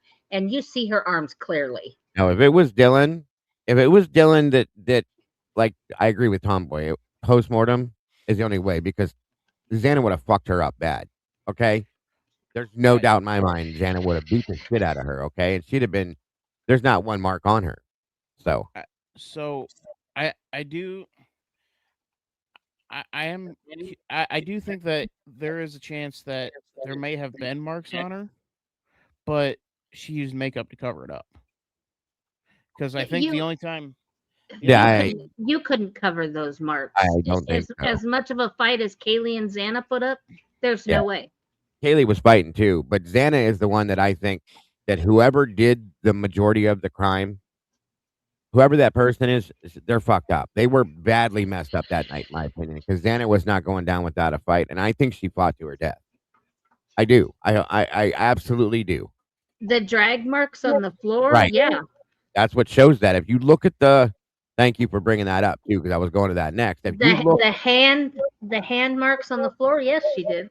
there was, you can see the finger drag marks all through the floor, folks. Like she did not give up till she had to give up. Period. Till she had no fight left in her, in my opinion. And whoever that person was or persons, at least one of them got beat the shit out of badly, very badly. But Dylan was involved. There's no doubt. Okay. Well, and then and that begs the question: who was who didn't get interviewed for at least a week later? We're looking at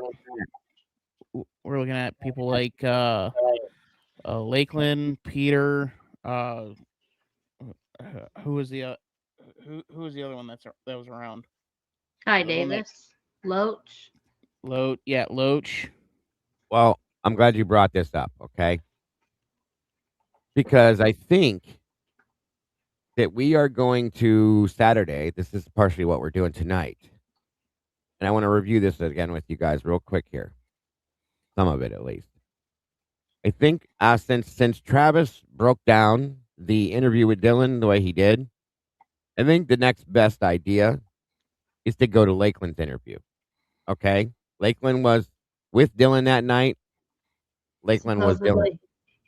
Well, that's what I'm saying. And that's kind of maybe piece of or half of it. But we're going to look at this real quick again. Okay?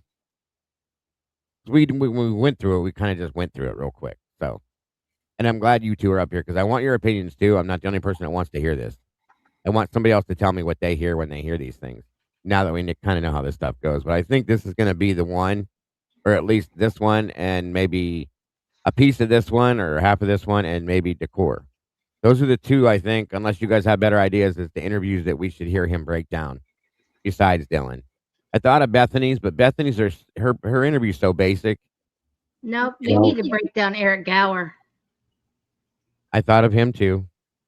But the thing is like, I don't think that Gower had anything to do with the murders. I just think he's a creepy piece of shit.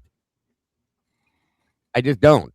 I don't know why I can't put him in there with the murders, but he's definitely off and he's not a good person. I just can't put him in the house committing the murders. I don't know why. But this is, what'd you say, Dylan? Hangman over here is making a good point. Don't count out the fact that a girl was involved. Oh no, there was definitely, and Dylan was. Didn't Pav say that on some of the blood in the hallway had a female in it, and then the blood that was supposedly Kaylee and Maddie's had male in it? Yes. Well, let me throw another name at you guys. Since she mentioned Pav, I've kind of been following his theory to some extreme. There's a woman that I've had in the back of my mind with this the entire time. Okay. If you go with his direction, there's another woman that was brought into this story by the name of Janelle Braun. Ain't heard shit about her since this. No. And she's not a typical soft-spoken, easygoing type woman. She's a rough and tumble, sharp around the edges, badass type person, okay, and doesn't play around. So I can see her being involved in this, and I can see her killing somebody, guys. I just can, based on what we've known about her. So she's been on the back of my mind with this as a possibility of a perpetrator with this, period. We don't have Pete's interview as of yet, Michelle. I wish we did. But I'm going to run some of this in pieces, and because I remember we did it, but this is the second one. Janelle Braun, she's friends with Molly, and she knows the group of people that Pavarotti has been putting out to the rest of us.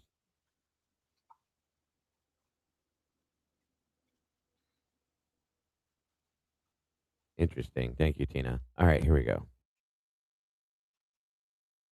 Dago, I'm gonna jump down. I'm gonna go to bed. Okay, good night. Thank you for joining us. I'm sunburned and I'm sleepy. It's okay. Thank you for joining us. Caden is too. Really bad. Yeah, I'll keep listening. All right. All Can I right. stay up Bye. past my bedtime, Dad? No, you need to go to bed. Mom said you need to go to bed. But it's not a school night. It's a day that ends in Y. You're no fun. All right, y'all behave. Never. Couple things I just want to like really confirm. When you were pull it back up. All right, I'm gonna let this play for a minute. If you need me to stop it or back up, let me know. I have to run to the bathroom. I'll be right back. We were trying to go off timestamps on pictures when you left the Okay. right? Yeah. I want to try to get down as close as we can to when you got there and when you left there. Okay. So we can start with that. Okay. We were going off like pictures and video timestamps. Mhm. What do you? Can you go to the Yeah, picture, the first one you have there? Yeah. Or I guess the last one you had anywhere else. Yeah.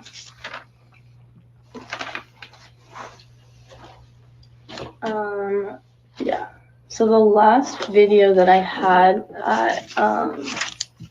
it was at house, the one that's on TikTok. The time of the last thing I had from there is 11:54 p.m. Okay. What I'd like to do, I know you send them all to me and I could pull the metadata, but I just want to look at the timestamp and write them down like verbatim if that's cool. Yeah. Because and can you go to the last one you have before you went to? Yeah. Whatever that would have been.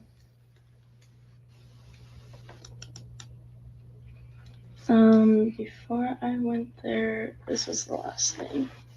Okay. And what's happening here? My friend here. Okay. Does she work in the shop? No, that's at a frat house. I was gonna say it almost looks like with the gloves and stuff. Yeah, no, she Okay. she tends to do that. Give me 1 second here. So the last at least picture with whatever you have is 6:41 p.m. before you would go to. Okay, and who did you go there initially by yourself, or did you go with anybody there? I went with a couple people. Okay. Did you ride there together or walk or how'd that? Yeah, transpire? we had a ride there. Okay, who went with you in the ride there? It was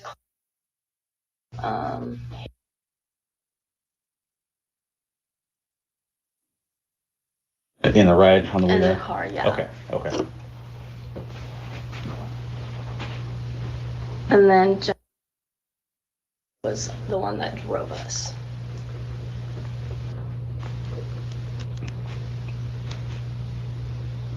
You know, is that last name? It's my Okay. I guess I got ahead of myself. How are you doing? All right. Yeah. I mean, as good as I could. Sure. Yeah. Are you going back to school? Mm-hmm. Are you doing the remote thing? Mm-hmm. Yeah. Okay. Are a lot of the people from your classes and stuff doing the same thing? I think so. Yeah. There's like a good chunk of people in like all my classes that are. Yeah. Like Yeah. they're doing like the Zoom option Sure. and stuff. So. Have a good night, Miss. You stay in pretty close touch with like, you're in a sorority, right? Mhm. You're in. That's right. Yeah. You stay in touch with all those people pretty frequently. Is everyone kind of feeling the same way? Like, we're gonna stay home and do the remote thing? Yeah, there's like some girls from our sorority that are there, and like chose to go back because just like they find like normalcy, like being in school and stuff. But yeah, I'd say like it's like half and half between like the girls that stayed home and the ones that went back to Moscow. Okay. All right. This one was close. There's a drove, and then could you pull that back up? Oh yeah. Okay, so right here, and this is the first one you took at the party. Yes, I believe. It's at 6:44. Or wait, I didn't see that one. No, this is still at the frat house. Okay. This and then this was the first one. That was at the first one there. Kennedy's. Okay. So sorry. That's all right. So that's about 10:35. When you got the, I know we discussed kind of who was there for that, but do you remember who was there right when you got there? I first got there. I know Ken was. There really wasn't many people there when we got there. Okay. Because it wasn't really like gonna be like a big party thing. It was more of like a close house kickback kind of thing. Yeah. But I think we were some of the first people that got there. Okay. And you were there until close to midnight-ish? Yeah. Probably? Yeah. Okay. Yeah. Turn it off on us. Okay, cool. So that one, I'm just going to write down the timestamps. Okay, I know I could pull the metadata off the pictures. I will later. It's just easy to. Mhm.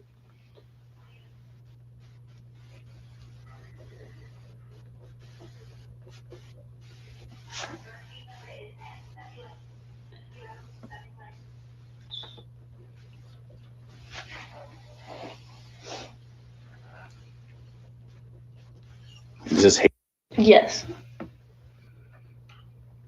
getting iced? Yes. What was that? Yeah.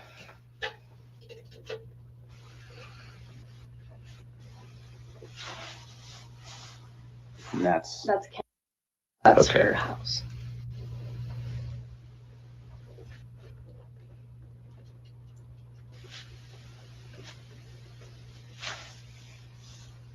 I think it's just the same.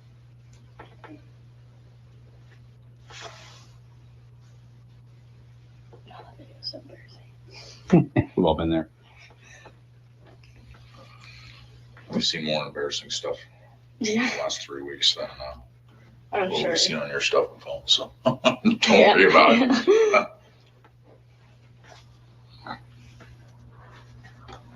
it. Who's I don't know who that is, but other people seem to know him. Looks like a good dancer, huh? I guess, yeah. I just met him that night, but I don't remember what his name was. my knees would have given out if I tried to do that. Yeah.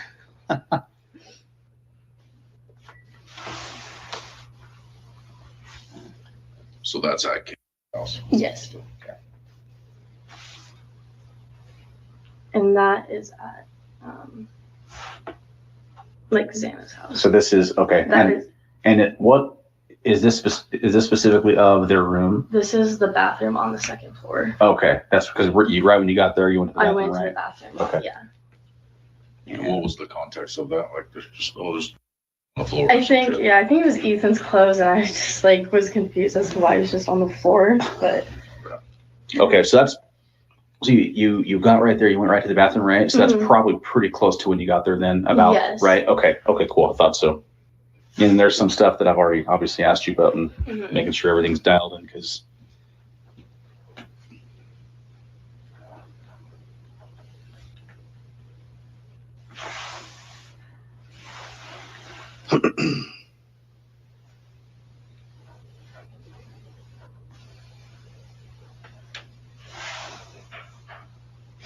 You stay in touch with Dylan and Beth?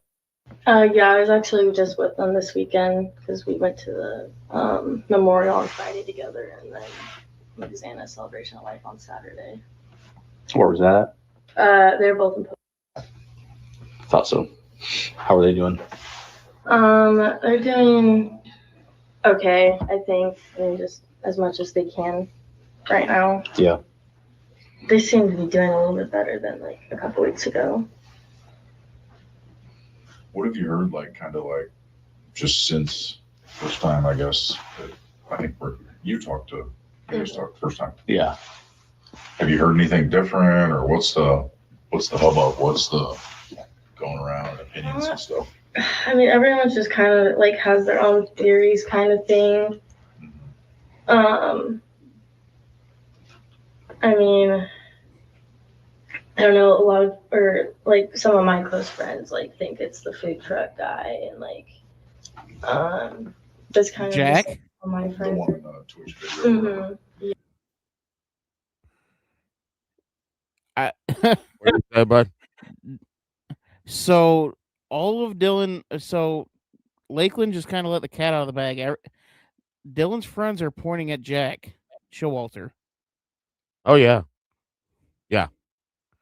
That is interesting because he's like the only person around A this lot of case. people have been. Dylan was herself, and I think that I think it's the point. I think it's to draw people's attention in another direction. I think it was done on purpose. Yeah, like Jack's the only person around this case where I'm like, dude got stuck up. They really tried to throw him under the bus, and I think his mom being in that one interview shut that shit down. Hence the reason why they moved on to Bryan, in my opinion. What I found interesting is I went to the district. Well, at least with what it says on Lakeland's Facebook page. I'm trying to find the teacher roster, and there's none available. Surprise. Like I know I can go to the schools around here and get a whole roster of teachers that are there. With this, I can't. There's nothing there. Yeah, that's wild. Good to Very know that Good to know that in Idaho, you can actually do some research on people that will be teaching your kids. right. Yeah, I pulled that back a couple minutes here to hear it again. I don't know, a lot of, or like some of my close friends like think it's the food truck guy, and like that's kind of just like what all my The friends. one in the Twitch video. Yeah. Uh, But yeah, did we like they don't. did we get an did we know at this point that food truck guy was Jack? Yeah. Yeah. Early on, we knew who he was because early on, most of us suspected him. Did we know by December 4th? I think I did. At least I think we did over here. I think we knew who he was probably the first week. Okay. So yeah, Lakeland would absolutely know that it was Jack. And I find it interesting that it's still food truck guy to her. Yeah, but well, it was hoodie guy for us from the beginning. But yeah, you're right. So just just something interesting to point out. Oh yeah, of course. Really like talking about any of this, so like I haven't like heard anything. She's from teaching in them Idaho, SoCal. about it. Like we try not to talk about it just because it's kind of hard. For sure. Yeah, absolutely. There's just so many like things flying around, so like. Yeah. Well, everybody's got an opinion. So Yeah. So did you hear that was she tired and went to sleep, or did she like pass out? No, she was like kind of like dozing off, getting ready to go to bed, and then they like told me I could stay the night, and I thought about it, but then I was like, I kind of just want to go home and go to bed. So like that's when I was home. That's in my room. So then I just walked home after that, and I think she was getting up and getting ready to like go to bed.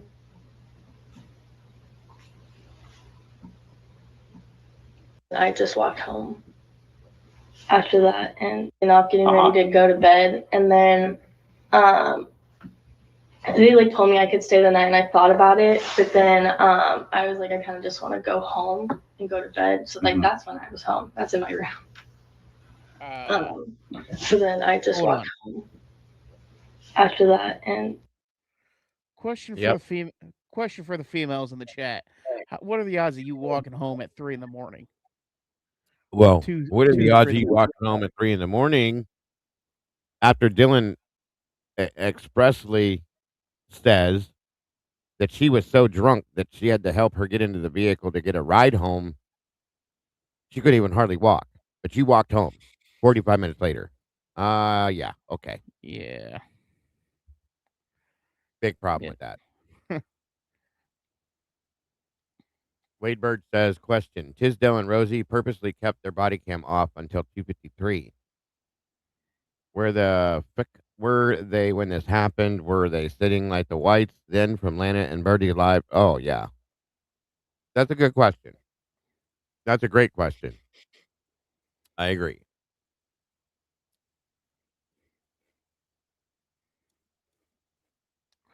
Like I still find it interesting that she's just having a chat and a cup of Joe with these guys.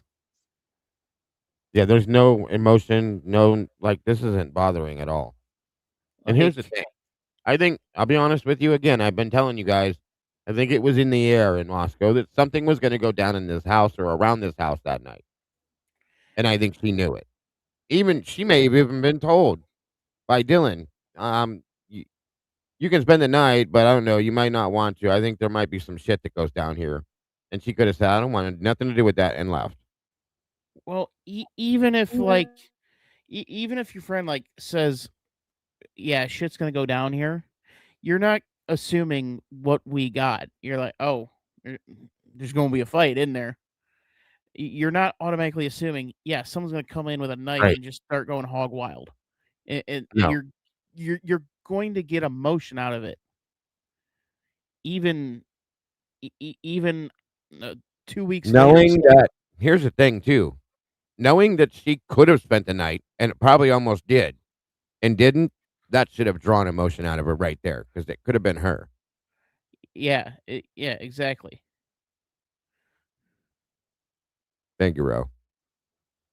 I think she was getting up and getting ready to like go to bed.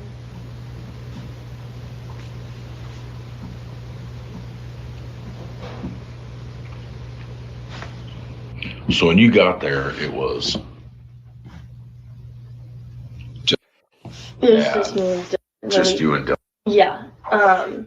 And then while I was in the bathroom, she went upstairs to go get Murphy, the dog, to let him out. And then we were in the kitchen making popcorn, and then we were on the couch, started watching Vampire Diaries, and that's about like when I got home, probably like 10, 15 minutes after After you guys we got got there, yeah, because we were on the couch already watching the Vampire Diaries. there. Okay. So And then you she guys joined us. have made popcorn and were Yeah. just hanging out. Okay. Yeah, And I don't know, maybe Brady said this at the beginning, but how old are you?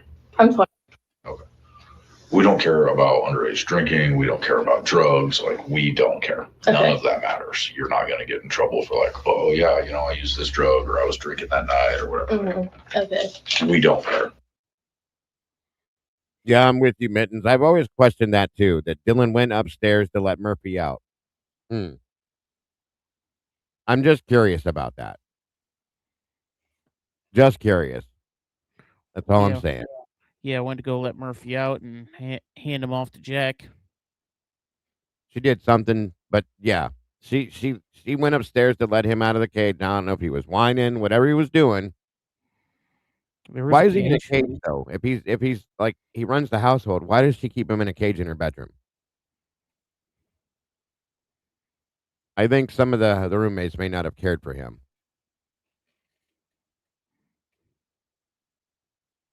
But to just go upstairs and go into Kaylee's bedroom without, I mean, I don't know what the arrangement was there personally, but that just seems a little weird to me.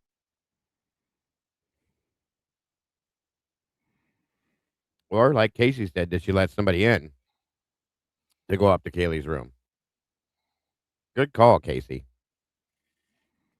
Lakeland could have been sitting on the couch watching Vampire Diaries with her back to the doorway, not even knowing, and Dylan could have walked somebody in from the back room. Got a text message from the kitchen. I'm at the back door. Let somebody in to go up the stairs and hide up there. We don't know. Good call, though. Very good call, Casey. Okay. All right. So, like, I know you guys made some popcorn. Were you guys drinking beers, or I know you'd been drinking earlier in the night, right? That's my whole point, Tina. That's what I mean. Truly. No, after I got back to the house, I stopped drinking. After you left 427. Yes. Okay. Was drinking alcohol or using drugs or anything? No, like that? not when we got back to the house, her house. How as far as Dylan and you go, like how drunk or intoxicated you guys say? Like 10 being like completely passed out on the floor, like no idea, you know. I'd say we were both probably about maybe like a 6 or 7. Okay. So definitely feeling good. Yeah, I think I might have been a little bit more drunk than she was because I was kind of drinking a little bit throughout the day because it was a game day. But yeah, I think. You guys hear it? I might have been a little bit more drunk than she was. Okay. But I just wanted to like Yeah. gauge like, no, we weren't drinking at all, or we hadn't Oh, been no. drinking at all, or we were drinking, or but just a little bit, or we were completely shit housed. Like, No, yeah, like I remember everything, so like I didn't like black out or like anything like that. okay. And then now there was beer cans everywhere, or like there was just a bunch of beer cans and beer pong tables. Like, were you guys did anybody play beer pong, or is that like?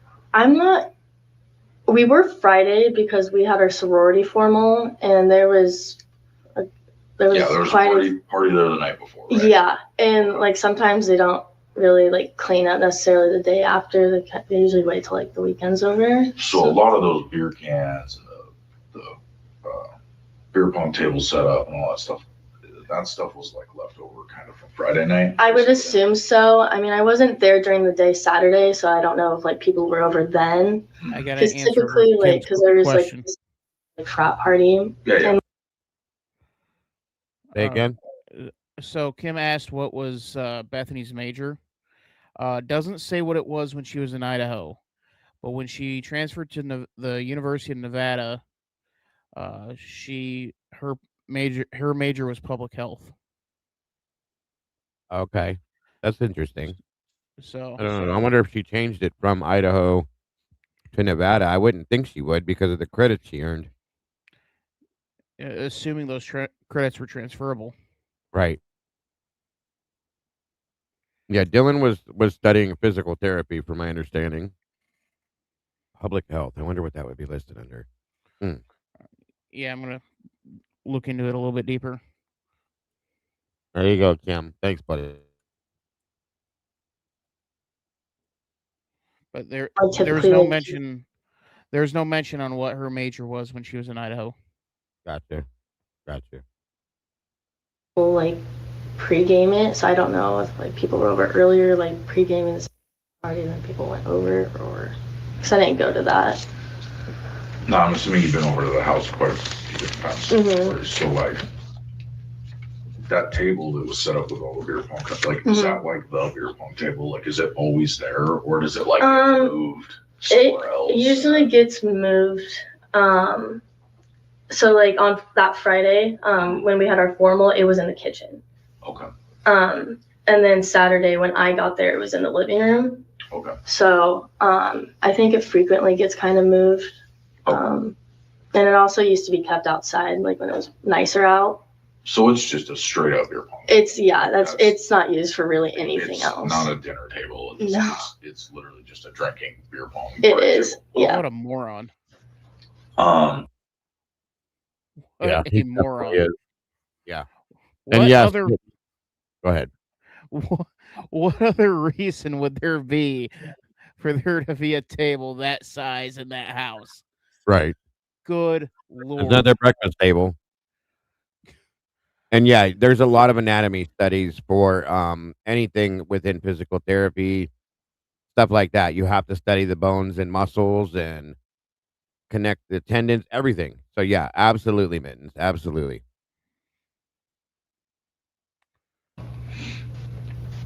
On Friday when you were over there, what time was the...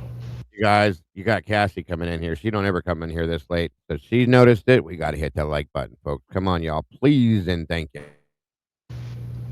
What'd you call it? The formal. So we had to be at our sorority by 7 o'clock.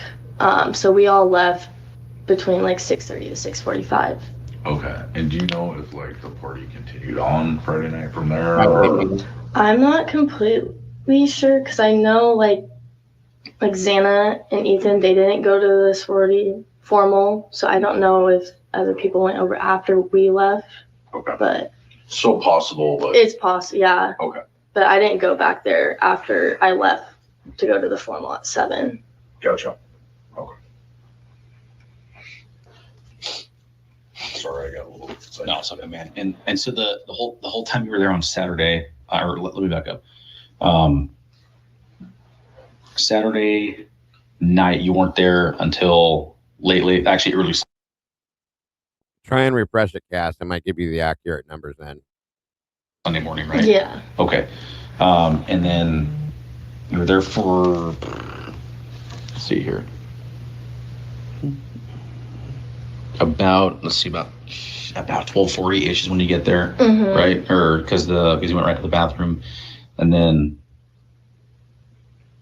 you're there until almost 2:00. I want to say right around there. Okay. What made you go home? I'm not exactly sure. I think it's because I just wanted food, because I went home and I right away made that bagel, and also usually when I stayed at their house before a couple times, just when I didn't want to go home, I usually slept in the bedroom downstairs, the empty one. Yeah. And it's not very comfortable, so I think I just was I'm just gonna go home. Just ready to be done. Yeah. Was that Snapchat of the bagel?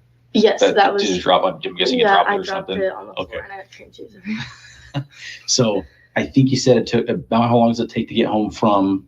It's about 15 minutes. Okay, and then I know I'm asking to go back to then and think about when you made a bagel, but so you get home, do you immediately make the bagel? Is that the first? Yeah, because I had the bagels and cream cheese in my room. Okay. So I walked straight up to my room, and then because I live in the sorority, I was on the 3rd floor, and I grabbed a bagel, and then there's a toaster in our lounge, so I didn't have to go down to the kitchen or anything. Okay. So that I think was at 219. I want to say, could you look it up real quick? Yeah. And I had already taken within 5 minutes of getting home is when you get that. Yeah. Okay. And before, and you were on the main level the whole time you were there, right? Besides going. Yeah, aside from when you went up the stairs and then left. And the whole time you were there, nobody else was home that you knew of, right? Not that I knew of, no. And you left before any of the other 4 got home, right? Okay. And I didn't pass them when I was going down the road or anything. Okay. Yeah, we're just, like I said before, the closer we can get to minutes of how this kind of played out, is what we're kind of going for here. When you were at, yes, sir. I just found another reason to have Lakeland be the one that Travis breaks down. Take a guess on what subject Lakeland teaches. Teaches? Yeah. No idea. English. She understands every Right. single word matters. Yep. So good point. So yeah, Lakeland is 1000% the perfect one. I figured it would be a good one too because she was there that night with Dylan, and after breaking Dylan down, I thought she was probably one of the best ones to do, in my opinion. So yeah, And I agree. Lakeland's even more important because she doesn't have that being an idiot excuse like Dylan does. Right. Because she's going to understand words matter. Words mean something. That's probably why Dylan's friends with her, so that she can understand when people talk. Probably. Always need that good translator. Right. Thank you, SR Bubbles. Guys, don't forget to subscribe to our new additional channel coming soon, Cafe Conspiracy, where we talk about absolutely nothing but conspiracy theories and crazy wild stories and things out there, guys. That's what we're going to be breaking down on the Cafe Conspiracy channel coming very, very soon. So make sure you guys subscribe to that, please, and thank you. I really would appreciate it so very much. Oh, I can't wait for that one. I'm all over that Me one. either. I'm excited about it. I want as many people in there as I can when I do it, when I start it off. So I'm working on the intro and stuff for it right now, and hopefully it'll be very soon, folks. Yeah, I've been in the conspiracy since 7th grade. Yeah, and it's gonna be a lot more fun than this, guys. We'll be able to. I'm gonna be doing so much stuff. Open discussions like this for it. We'll have guests be joining us for different things, so on and so forth. So I can't wait for it, guys. I really can't. and then came there, what did you have with you? Like, did you have a purse or a backpack or I like had a backpack. anything? Okay. And did you take that with you when you left? Mm-hmm. Yeah. Okay. Is there anything, because at some point, obviously, we're gonna have to go through the house and figure out what belongs to who. Is there anything in the house that like belongs to you that you've left there in the past or anything like that? Yeah, the only thing I left a green water bottle in Xana's car, the blue one, and then there should be like one of my sorority sweatshirts like in Xana's closet or something that I let her borrow over like a month. But nothing like no, nothing no, just like I've got 2 TVs and an Xbox. No, it's just like clothes and just like little things. And you probably don't know this, but is there anything is there other stuff that is in the house that you know of that doesn't belong to anybody that lives there? Like Lakeland was a freshman, wasn't she? I think so, yeah. So I think so. And Cruddy, I just had a music night 2 weeks ago. I do them quite often, actually. I'm gonna be doing them more often, but I do them for sure. Go ahead, bud. So Lakeland would pretty much be Dylan's friend, like not so much connected to. So why is Lakeland stuff in Xana's closet? No idea. No idea. Good question. Something to think about, I guess. Uh-huh. Amongst many other things.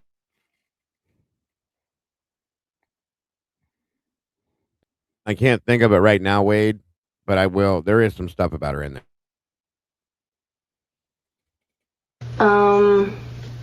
Not that I can think of now. Okay. I noticed, and obviously going there, there's a lot of different types of like alcohol. Mm-hmm. I thought Dylan was a sophomore, Mittens. Don't quote me, but I was almost positive she was. Hard alcohol, there's a lot of like White Claw stuff, but there's also different beers and stuff like that. Like, do you know who drinks what? Like, what they're like? Oh, this person, they drink this all the time. This person, they drink this all the time. I'm like, mainly just like my close friends is really like I know like I drink white like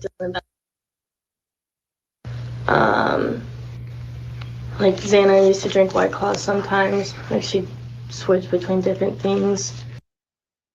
I think she just said that, Kim. It was in Dylan's closet.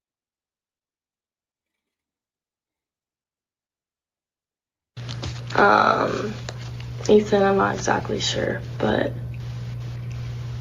yeah, that's all I could think of. That's fine. Some people like.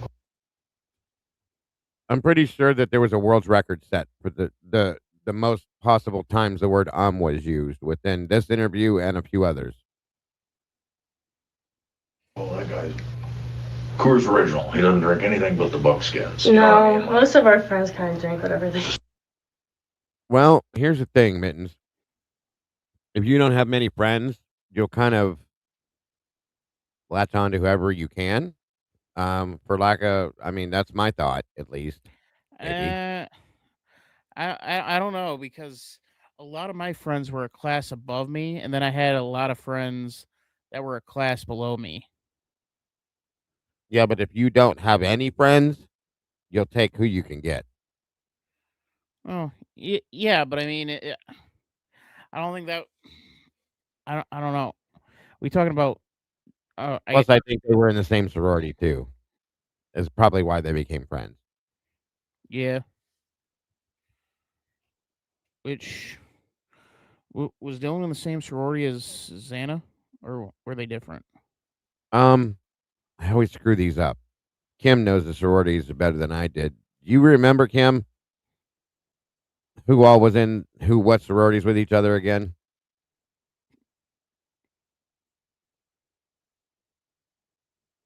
By the way, we do have a shirt in the merch store, like Cass said, that says If you want one, go grab one, guys. It's pretty cool. Because I know Bethany and Maddie were in the same. They were in the Beta Phi. Right. What's up for you? Kaylee's an alpha. Okay, they were all in Pi Beta Phi. Okay. There you go. Okay. Thank you, Miss Kim.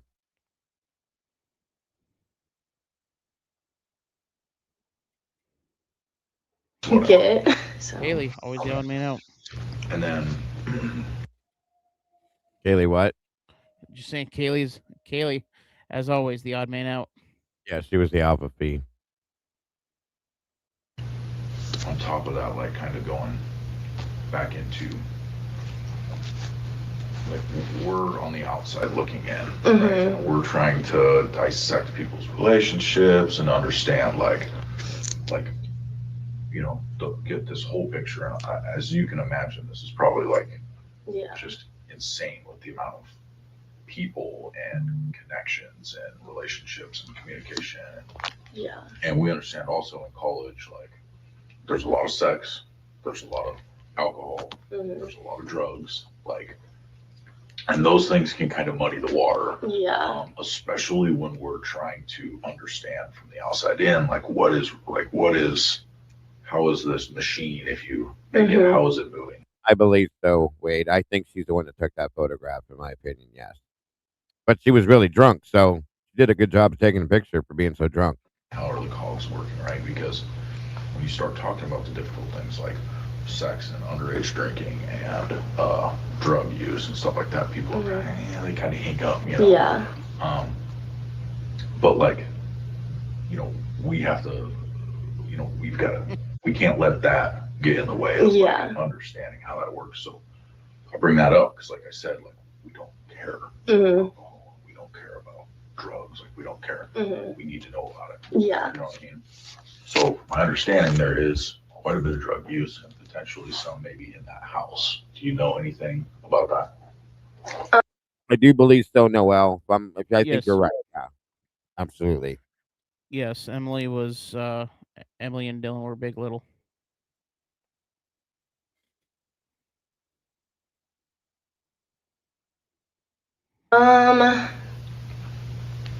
No, I know that. Nobody's gonna get in trouble. No, Nobody's gonna get in trouble.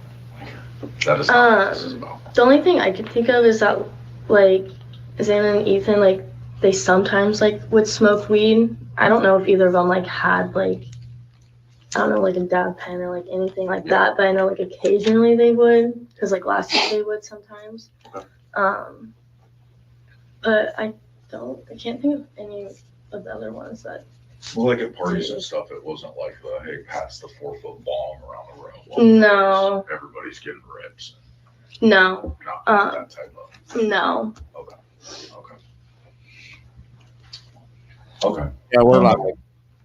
I was for No, 1-1. This is a recording. Drugs.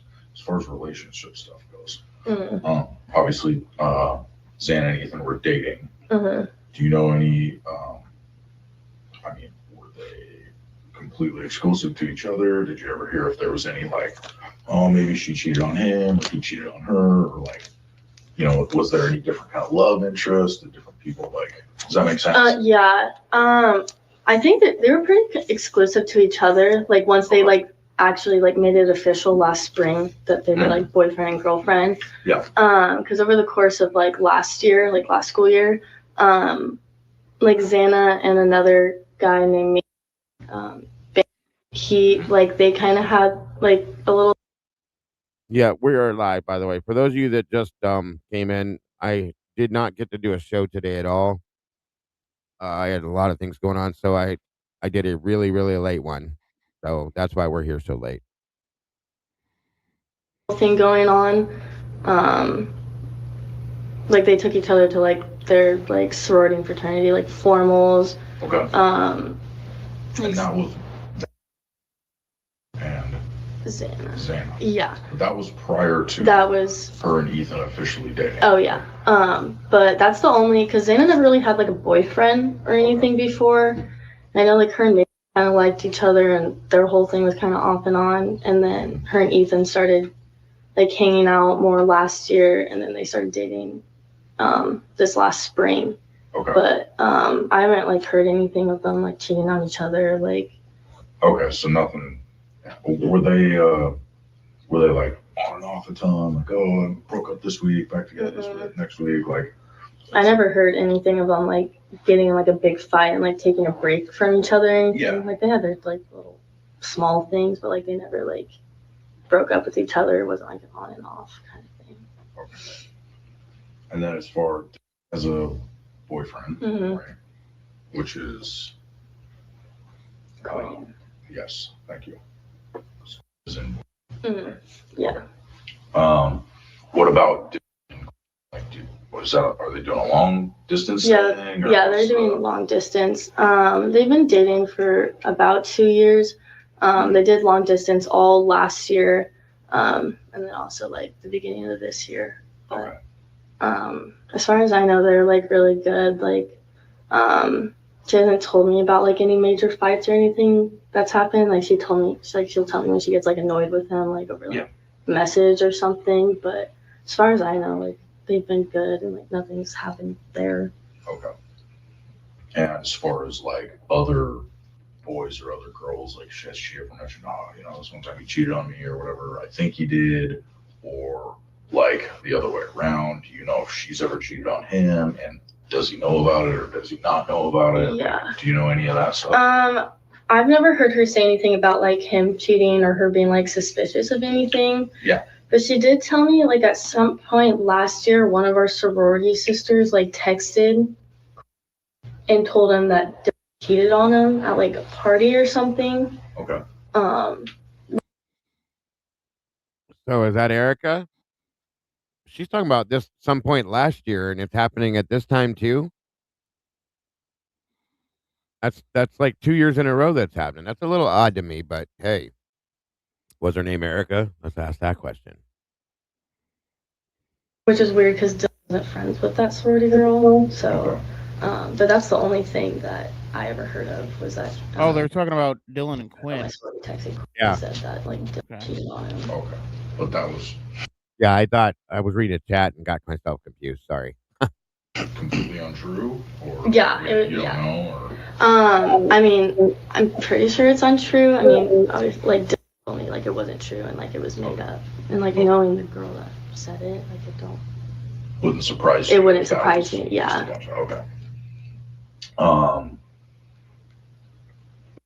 Does not have a He's even saying, you know, I mean, what's her?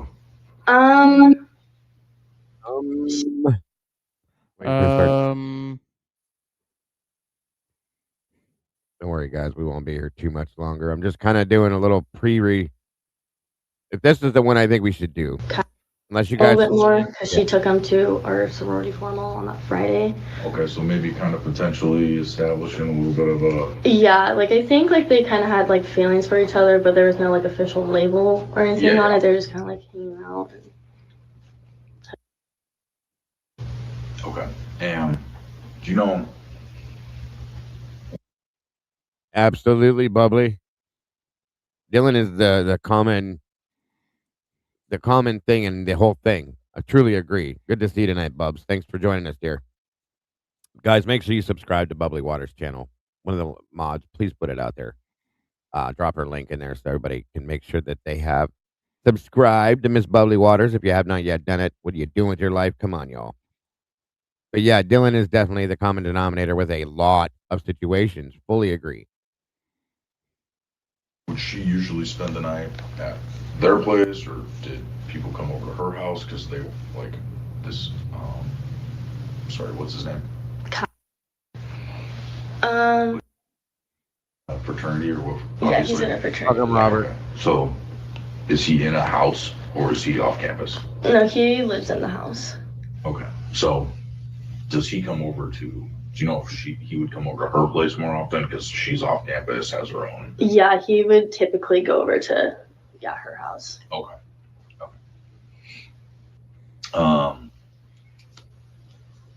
Kaylee, do you know anything about her relationship? But I don't know how. I know you. No, no, not really. Because I didn't meet Kaylee until the beginning of the school year when she was living with all of them. Because like last year I didn't go to their house a bunch because it was like older girls and I wasn't really friends with them. But then after like Dylan Xana moved in this year, like I started being there way more, and that's kind of how I met Kaylee. But I don't really know much about like her relationship with anyone. And same with Maddie, or you do know Maddie better? Maybe just a little bit more. Like I've been around Maddie Like, more, I think, like especially like last year. Like we'd always be at the same place. Say again. The same story as always. Right. Oh, I didn't really know Kaylee that well. Maddie, I knew a little bit more. Yeah. Right. Well, Like truly, I think Kaylee hung out with the girls that were a year ahead of her the year before.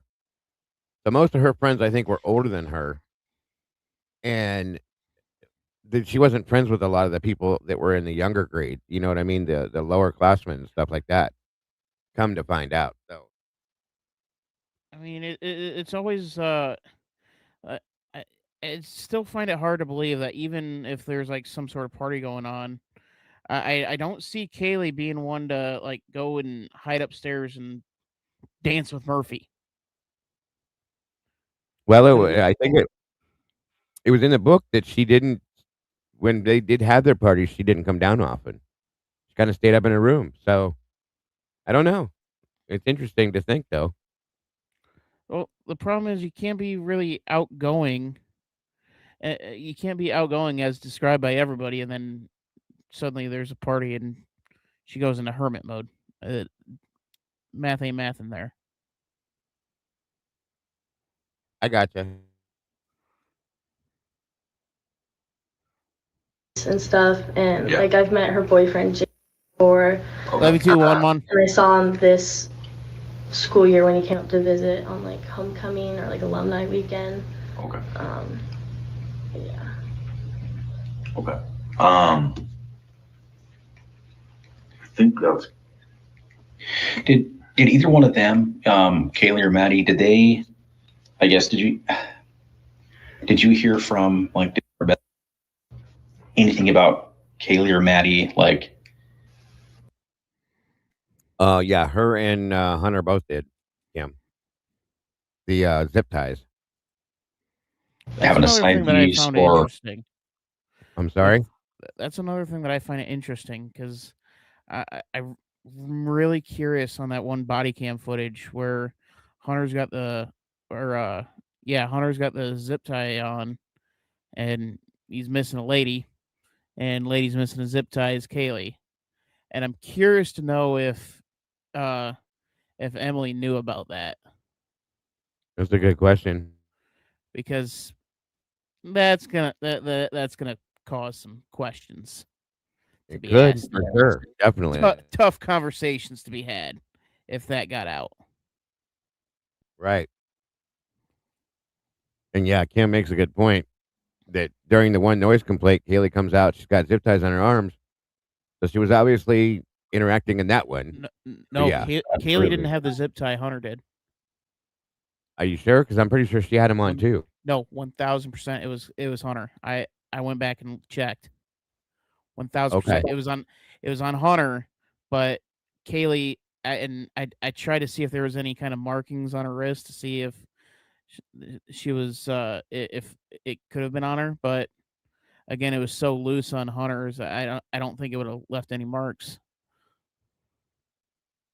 Yeah, I didn't even pay attention to that. It was a good catch. But yeah, it was. I know Hunter had him on for sure. But yeah, Hunter was kind of out there with her, kind of keeping an eye on everything. So which was the only logical conclusion is Kaylee and Hunter were attached to each other. So could again, be. that they didn't know each other. That leads the question of being, did Emily know about it? And at this time, did Jack know about it? Right. And how long, SRB asked a good one. How long had Hunter and Emily been together at that point? That's something we don't know either. Good call. To my knowledge, they were together longer than Xana and Ethan were. Could be for sure. I never looked into that before either. Interesting. Yeah, I had to beat that information out of Grok. Gotcha. Yeah, Microdot. I forgot what it's called, but the way that game's played is you have a female and male zip tied together, and they got to finish off like a full bottle of champagne or something like that before they can free themselves. That's how that game works. I never heard of it till this case. Well, there's a lot of new things that we learn in Idaho. That's the truth. Kind of doing their own thing, or like was that Did you say something else? I'm sorry. I was gonna say, which could be a cover on why someone would be shopping for zip ties at Walmart. Good point. Yeah, good point. In turn, for a different reason, but yeah, very good point.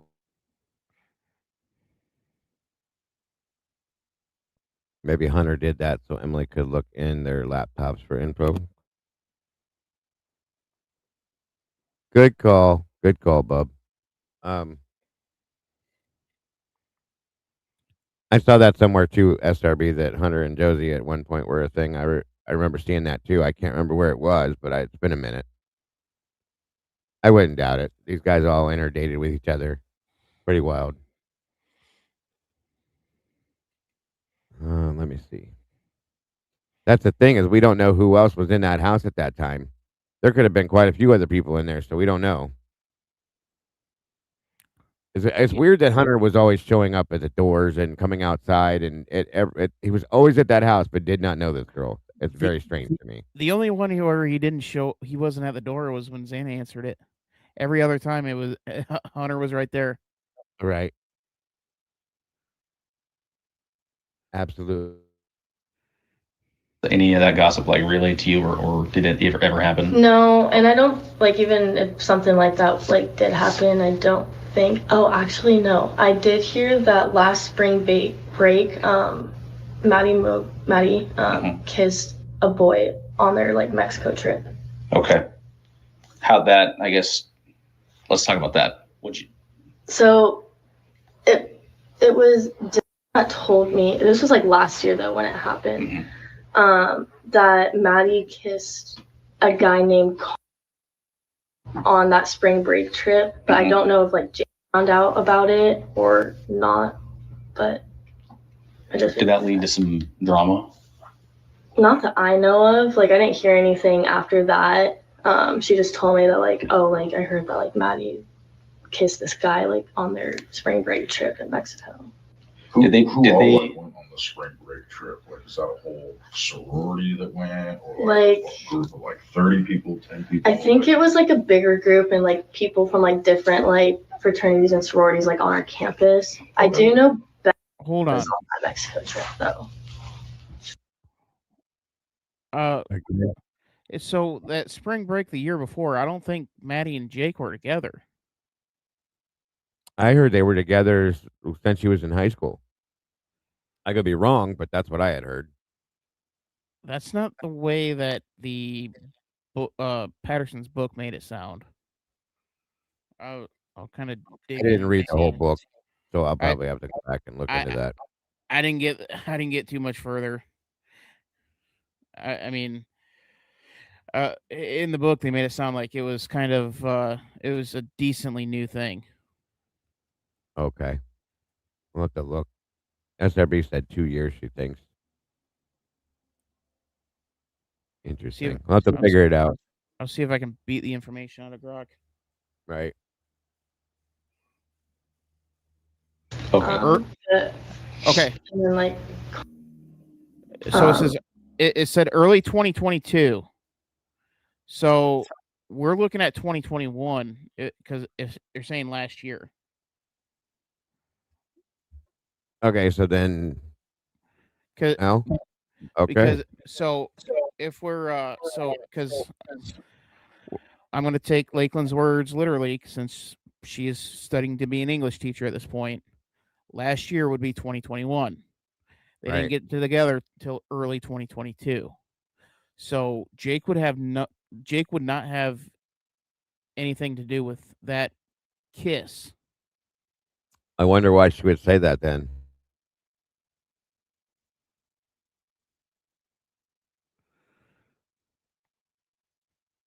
unless they were kind of in that talking stage.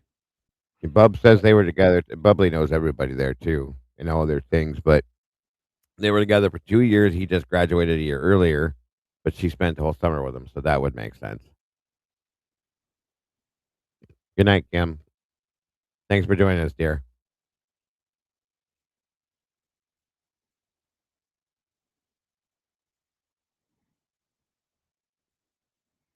Yeah, it says by December 2022 for nearly a year.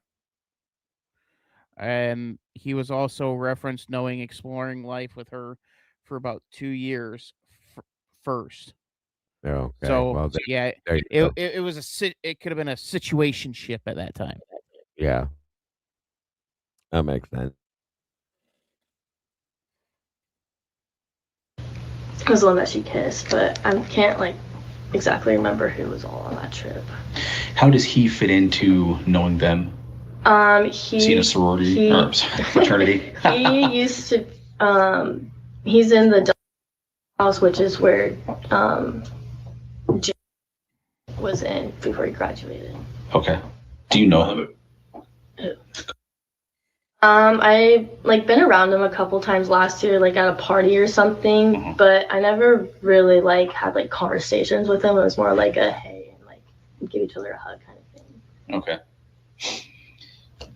Huh? Were they? So is Colin and Jim like friends?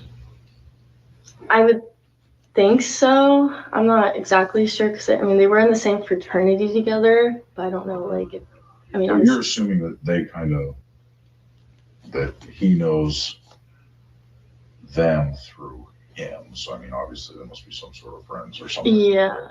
Okay. Yeah. But you're not really. I'm sorry. I'm just. No. I'm Yeah. Like I speaking out guess. loud Yeah. I'm not like trying to 100% sure, but understand. So. yeah. Okay.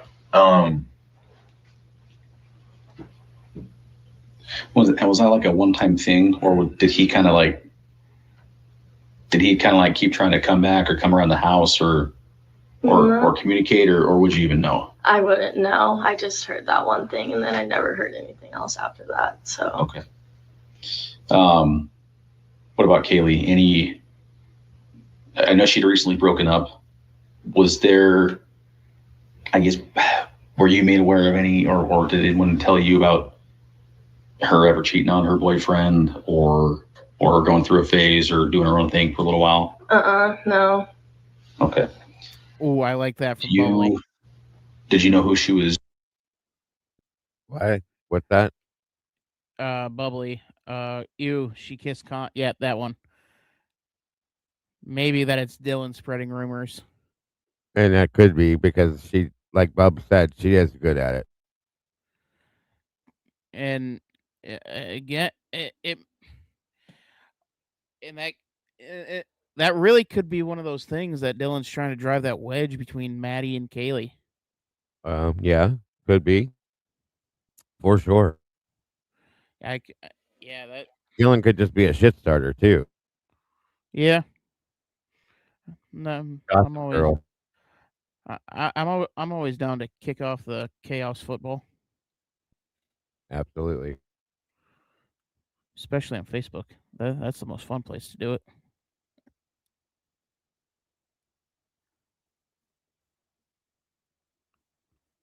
I believe the way it's written, meaning is that, yeah, it could be. That could be too. Didn't she start dating after she broke up with her ex? Like dating a new guy? Yeah. Or was she hanging out with somebody? Was she? I shouldn't ask. Wasn't Jim? But was she? Do you know if she was? I don't think so. Okay. Or I'm not sure. I wasn't very close with Kaylee, and like usually when I was over there, like there was multiple people there, so like I don't know if she was like specifically hanging out with one person. Yeah. It's interesting, or it was, I guess, coincidental because I was actually going to ask you about if something happened. Come on, spit it out. That might have happened with your mom in the trailer. Wait, what? What did you say? I was trying to get the guy to spit it out. It's beating around the bush so bad. Oh, yeah. He's talking about the incident that happened, which they're about to get into it, which is interesting too. We're almost done, Tandy. I promise. Did you hear about anything like somebody getting around? Or I'm not sure. I'm not sure. I wasn't very close with Kaylee, and like usually when I was over there, like there was multiple people there, so like I don't know if she was like specifically hanging out with one person. Yeah. It's interesting, or it was, I guess, coincidental because I was actually going to ask you about if something happened over Parents' Weekend that might have happened with your mom in the trailer. Did you hear about anything like somebody getting rowdy and like getting asked to leave? Oh yeah. Yeah, there was a guy, I mean he's my friend, but he was like really drunk and he was like kind of like saying stuff to like some of the other parents in the trailer, and then he went up to one of the moms and like not really like hit her hard, but like with an empty plastic water bottle and kind of like hit her on the top of the head. Okay. And then he was asked, like my mom like asked him to like. And this was a student? Yes. Okay. Who was that? It's. Okay. And was that like add a character for him, or like just? I mean, he's usually kind of like an asshole, especially like when he's drunk. And like I know he's like gotten like kind of like physically like rowdy before. So I wouldn't say it's like out of the ordinary. And were you there? Like you watched this happen or whatnot? Or I watched him hit the mom in the head with the water bottle, but then I heard from like other people that like he was like kind of like saying like comments or something to the parents. But then like I was there, like I was watching like when my mom like asked him to leave and like he got out of the trailer and. Absolutely common sense. Common denominator. So I find a couple things interesting there. So she's talking about Ethan, and she changes whose mom it is like 4 different times. She goes from the mom and my mom. Her mom was there too. Her mom is the one that asked the dude to leave, but it was somebody else's mom that was there that he did it to, which is what I think she was trying to say. Wait. During Parents' Weekend. That's weird. That I do find it interesting that the caption was changed to Ethan, but then why would they redact Ethan's name? No idea. It might be Ethan Nite, which was the one of the Banfield kids. That was his name too, so it could be him. Not 100% sure. Let me pull it back for a minute and see how it sounds again. I mean, the Sigma guys did mention Ethan Chapin being kind of rowdy when he first got on the campus. Yeah, he had some issues from time to time, they said. But I don't think it was him. It was somebody else, because I think they would have directly spoke if it was Ethan Chapin. We'd have known that's who they were talking about, I think. She was talking about whoever this guy was in a different tense. It could be, like I said, that Ethan Knight guy. I'm going to play it back to make sure we're hearing what we're hearing now. Let me see. Plastic water bottle and kind of like hit her on the top of the head. Okay. And then he was asked, like my mom like asked him to like. And this was a student? Yes. Okay. Who was that? It's. Okay. And was that like? Well, she said it's Ethan, so they're not referring to the. It would have been in a different type of tense. I think she might be talking about Ethan Knight. That's the only the only other Ethan I've heard of in this case. Well, Sigma Chi did mention that Ethan did something that pissed off one of the members. Well, I mean, it could have been that. Maybe it was then. I do remember that being a thing. I just would imagine that they would have talked about him differently if it was him. You know what I mean? Like, I don't know. That's weird. Wasn't wrong and Ethan. maybe. Could be. Yeah.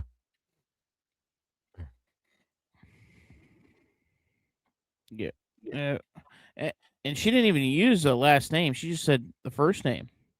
Right. Yeah, she didn't So, say his last name. That's why I was wondering. and they I don't think they ever brought up Nite either. So they No, would. they didn't say the last name. We had to find his name in the when we found the Banfield guys' names. So, logically thinking, it would have to be Chapin since they didn't bring up Nite prior to this. I don't know. I just felt like they'd be talking about him differently if it was him because he's one of the victims. But I could be wrong. Yeah, that happened too. I think it was the same guy. Someone's mom fell asleep on one of the couches, and one of the other students did that. What Angel just said. I remember hearing about that. It was very Yeah, out of one of the character. So, Sigma Chi guys said that about Ethan and said it was Ethan. well, maybe it Chapin. was him then.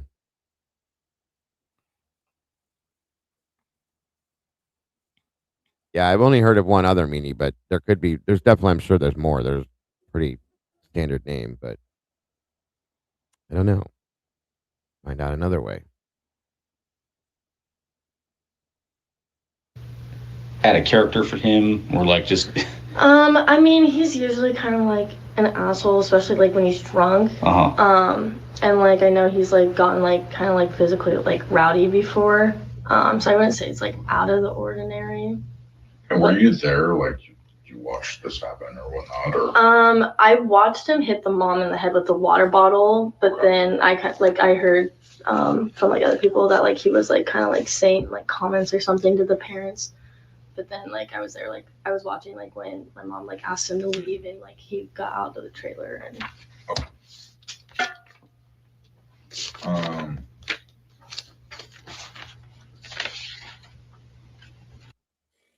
Okay, yeah, that's what I thought. It was Chapin that did the inappropriate picture. That's right. Because she was sleeping and he did. Yeah, I remember that now.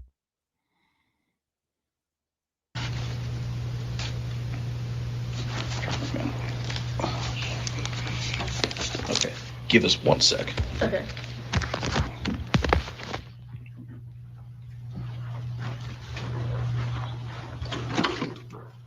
you want a bottle of water or soda or anything? Yeah, let me see if I can track one down for you.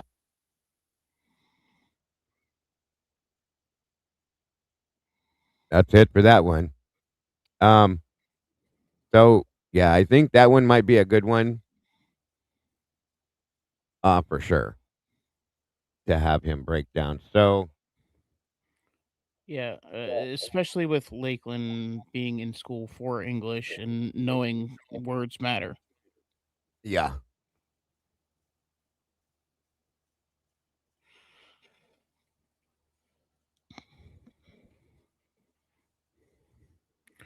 And the old saying goes, if you're smart, you don't get to be conveniently stupid.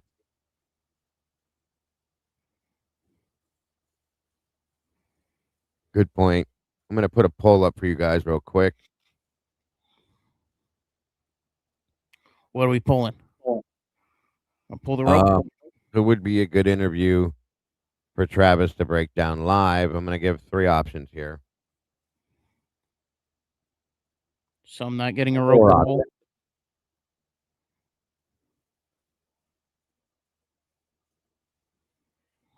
Yeah, 4 options. I think it'll give me.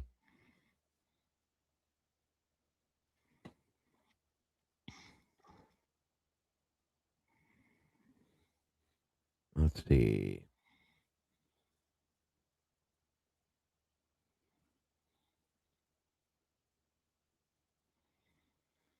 And we might be able to split, maybe do a little piece of one and another little piece of another. I don't want to get them too confused or overworked with it. But so I have who would be a good interview for Travis to break down live. I have Lakeland, Jack Decor, Bethany, or Eric Gower. Vote it out, guys. And then that's going to probably pretty much do it for tonight once we get through the poll. What are your thoughts as of for tonight, sir, about any of this that we've talked about? I mean, Final if thought. mm, I will, I'm gonna go on a little bit of a campaign trail here for Lakeland to be the interview, because I'm assuming Travis is gonna go on several others, and they're gonna be the ones say, "Oh, do Jack, do Jack, do Jack." I don't. Not a lot of people are gonna be looking at Lakeland. I think Lakeland's one of the big keys here. I agree. So I think, Especially with what went on in that house that night before she left. oh yeah, I agree with that fully. and again, with Lakeland's background, being a teacher, understanding words matter, you have a lot of ums. Like, she's uncomfortable. She is not. She knows what she's saying is a lie. Just say who done it in your opinion. This is so boring. Well, you don't have to be here, Sharon, at all. If you're bored, go find someone else to be. Bye-bye. Jesus. Rude. Rude, rude, rude. God. Sounds like it might be past your bedtime. Maybe you're tired. Go to bed. Anyway, if it's so Thank you. boring, why'd you sit there through the whole thing? Right? That just takes a whole lot of common sense there to do something like that. Jesus. Anyway, Yeah. I think Captain Jenks, what's happening, bro? Especially with Lakeland being able to find, if you find something with Lakeland with someone who may be better than I, Right. because you have to think, if we're able to find something explosive on Lakeland, knowing what she does, Right. she's got a lot to lose if something comes out. Sure. Something gets discovered. I fully agree with you. So thank you, Mandy. Vote Lakeland 2026. We're getting there. We're getting there. Let's see. We got 38 votes, 40 votes. Come on, you guys. Hit that button. Vote on it. Great to see you, Cap. It's been a minute. I hope you're doing well, brother. Yeah, I mean, everybody and their cousin wants to do Jack. Jack, albeit interesting, Oh, I has know. has that has that whole excuse of being an idiot, kind of like Yeah. Dylan. Lakeland Right. doesn't give that excuse. I agree. And that's a good point. Frustration, speculation. Was Dylan trying to get Lakeland deleted as well? I mean, hey, inviting her to spend the night, that would do that or could do that, unless she was one of the untouchables because, love it. Thank you. Listen, guys, I don't have time for rude people anymore. I treat everybody with absolute respect always. Okay. Whether I like what they're talking about or not. And even people that are being nasty, but there's no reason to be rude. So if I'm not treating you that way, I don't expect to be treated that way either. So I'm sorry. I wasn't trying to be mean when I said that, but I'm just sick and tired of ignorant and rude people. So that's all. And please, anybody that may have offended besides the person that thought I was rude, somebody told me I was annoying the other night. So maybe it's the same person. Could be. Oh, well. Oh, well. Go find somebody that's more fun. Maybe they'll listen to your ignorance and stupidity. Just saying. Angel, you've been fine. You're always fine. All right, guys. A few more votes here. We can do it. We can do it. And then, since I'm so boring, I'll go ahead and end the show, and you guys can get to bed for the night. Fantastic. Great to see you. Bed. What bed? Yeah, it's way past your bedtime, boy. Yeah, give me that. I'm gonna go in there floor, and give me that concrete floor that you let me sleep on. Right. Could be mittens. Hey, at least you get a pillow. Yeah, it's a brick pillow. Well, hey, You can have that or nothing. Deal with it. Have a great night, Bubbles. Thank you very much, dear. Love you. Appreciate you. And I'll talk to you tomorrow. I'll probably be up for another couple hours. Yeah, what I'm going to end up doing is I'm going to go in there and sit down, and I know I'll get stuck on watching this stupid Pretty Little Liars Origins show that I'm stuck on now because of my family. My wife and my child have me watching these crazy shows. So I will say again, this. I will say this. I did finally got into watching Euphoria, and the first like season and a half is a tough watch, but after that, everything picks up, and I'm actually what is like, that shit. about? It's the one with Zendaya, and Sydney Sweeney in it. They start off in high school. Gotcha. Rue's doing drugs, all that jazz, and it's the first season and a half is a tough watch, but the second half and then the second half of the second season and the third season gets really good. It kind of turns into like a almost like a Breaking Bad kind of thing. Gotcha. 1-1. Sydney Sweeney Bond steroids. There you go. Night Stitches. Thanks, dear. Appreciate you very much. Lots of naughtiness, huh? Okay. Yeah, there's no clever there's no clever camera angles. I think I've watched some of that. There's a lot of that in that. I think I know what you're talking. I can't wait for. What are we? We're how many months we got now? We're what going into June, July, August, September, October. I got 6 months still before Landman comes back out again. I'm dying to watch the next season of that. Criminal Minds just started back up. There's a new version of it, isn't there? Yeah, Criminal Minds Evolution, and it's actually really good. Is it that the same people in it? A lot of the same people.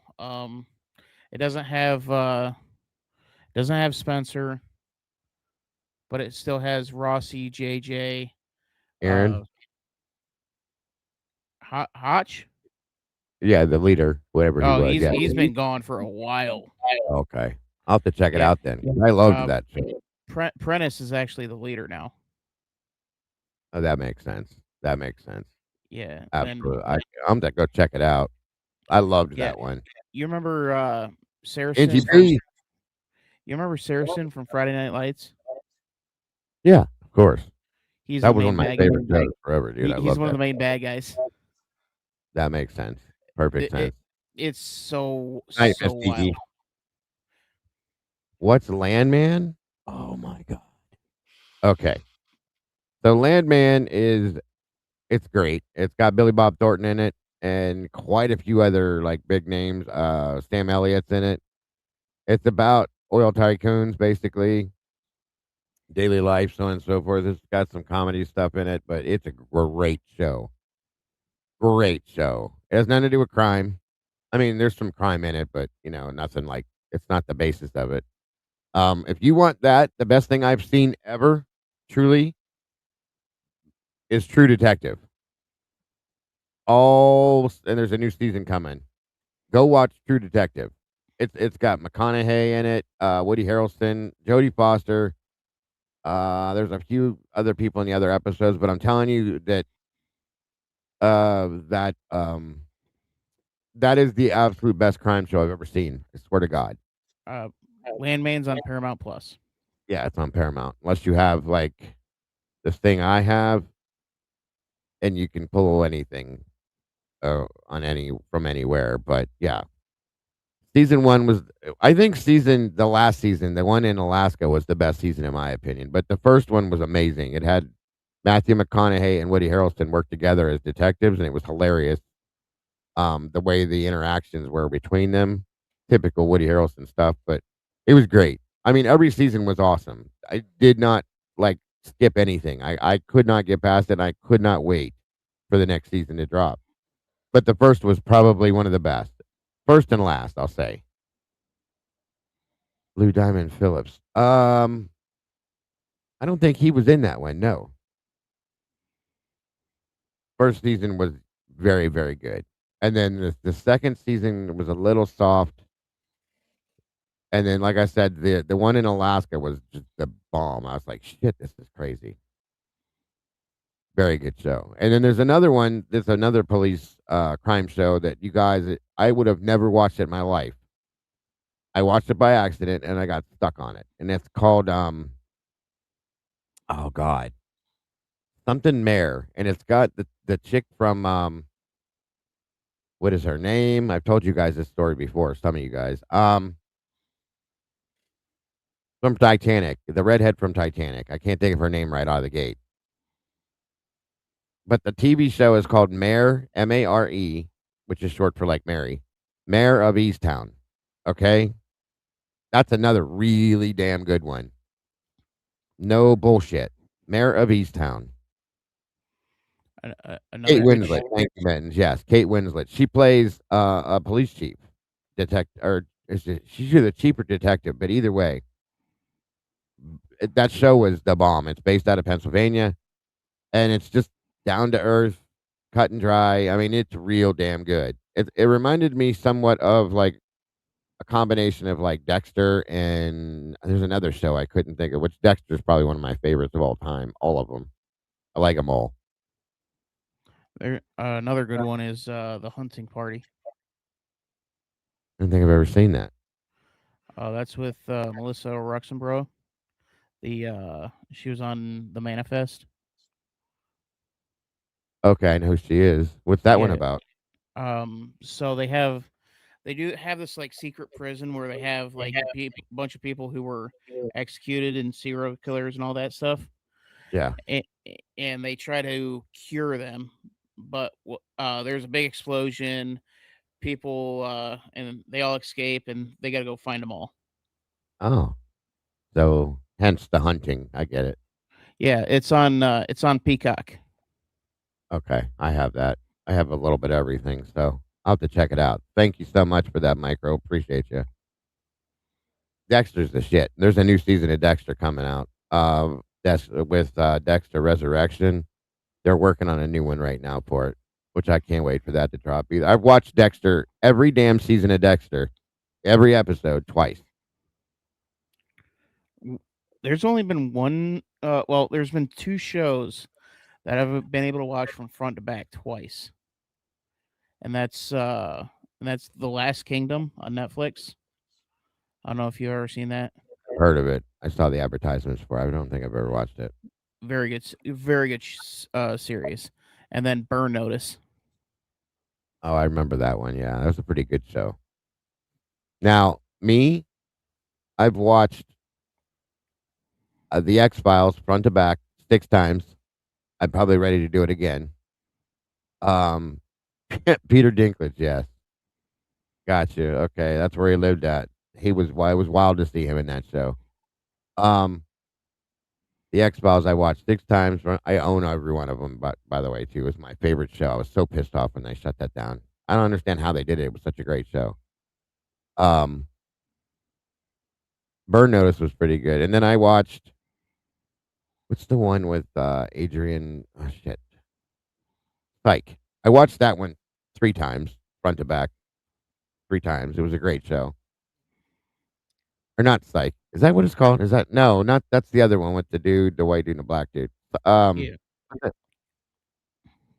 Or was it Psych? Psych was the one with the white dude and the black dude. Okay, so the other one, the one that the dude with the curly hair from, he was like autistic. Numbers? Nope, his name was Adrian something on the show. He was autistic though. Shit, Psych was good. It was a comedy. The Mentalist, nope, not that one. No. He was very weird. Like he had to touch things a certain way and like wear gloves for different things, and he ended up like dating his assistant for what the hell was that show called, you guys? He had dark curly hair. His name was Adrian, and he was autistic, and they used him. It was kind of like Bones. Monk, that's it. Thank you, Meanie. Monk. Yeah, Adrian Monk. I watched that one 3 times. Very good show. And then Bones. My wife loved Bones. We watched that like 4 times. And then the other one with Kira Sedgwick, we watched that a lot too. She still watches that. Yeah, Well, Adrian Monk. Yeah, that was a good one. I liked him. one show I think I'm gonna watch over again is Prison Break. It's a good one. They made that into a video game too. I Really? saw that. Yeah, I saw it for PC and it looks pretty realistic. Monk was the shit. I loved him. And Psych was really funny. I thought it was funny the way that those two ran off each other. All right, guys, let's check this poll, see where we're at. It's been on there for a minute. 70 votes. We're close enough. So we got. You've never seen Psych? Wow. The guy. It's about this guy whose dad is a cop, and the dude fakes like he's a psychic. Okay, but he gets these premonition type things. He's just really smart, and he pretends to be a psychic. And the police. He works with the police force. It's a good show. It is. It's mostly a comedy though. Him and his partner, they're just a trip together. All right. So the poll is done. Who would be a good interview for Travis to break down live? And that I have Jack Decor listed at 39%. Lakeland McCombs listed at 21%. Eric Gower listed at 21%. And Bethany listed at 19%. So the winner is on that one, Jack Decor.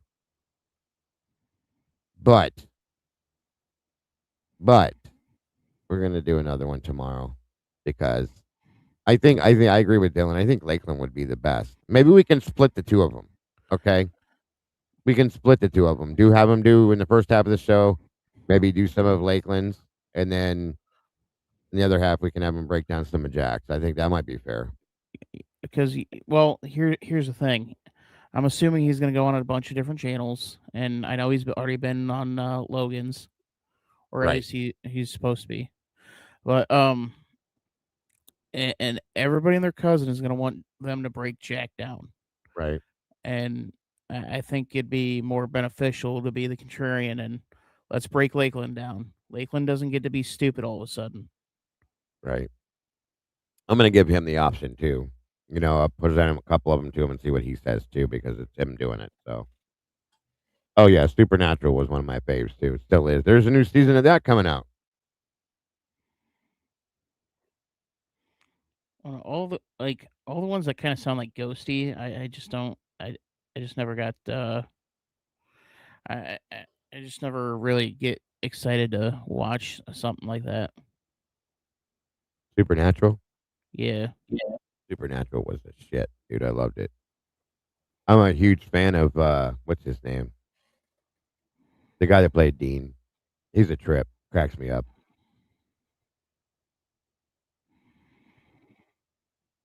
Yeah, I watched that show twice, front to back too.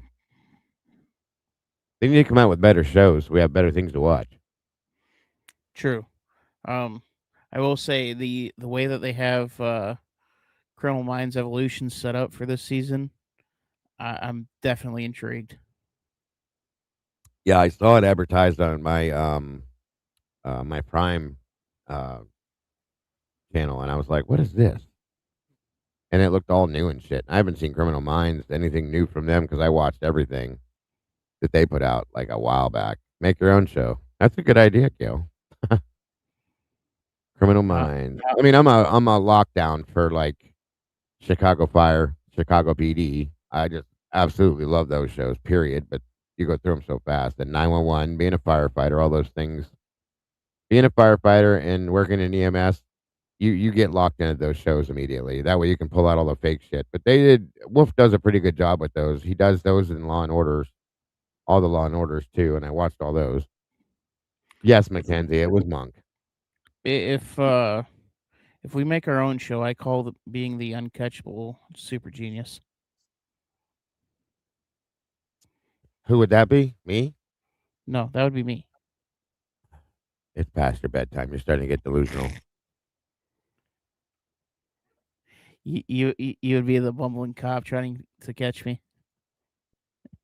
More than likely. Till I caught you and beat your ass. Well, you got to catch me first. I don't know, sooner or later. We got room there. I figured 1-1 would come and say something like that. The MPD show pisses me off. Oh yeah, the NYPD one is a joke because he knows the truth. Yeah. The best ones ever back in the day was like Hill Street Blues, NYPD Blue. That was a decent one, but they're so screwed up nowadays. Chicago PD's good. I like that one a lot. Of course, I like what's his name, the Voight. He's just a badass. I love it. I could see 1-1 being that guy sitting all the friends around watching some kind of cop show, and he's pointing out every single mistake, and everybody's just like, God, shut up. I agree. Adam 12. Damn, Cap. I hadn't heard that in years. Or does some watching NCIS, and Gibbs does Gibbs things, and Yes. And 1-1's complaining about all the paperwork that would have to be done. Right. I liked Abby from that one. She was awesome.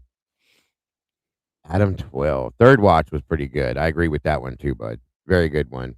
And I'll tell you right now, Chicago Fire, that's about the most on point fire show I've seen. I mean, as close to the real deal as anything I've seen. I mean, they use the right terminology.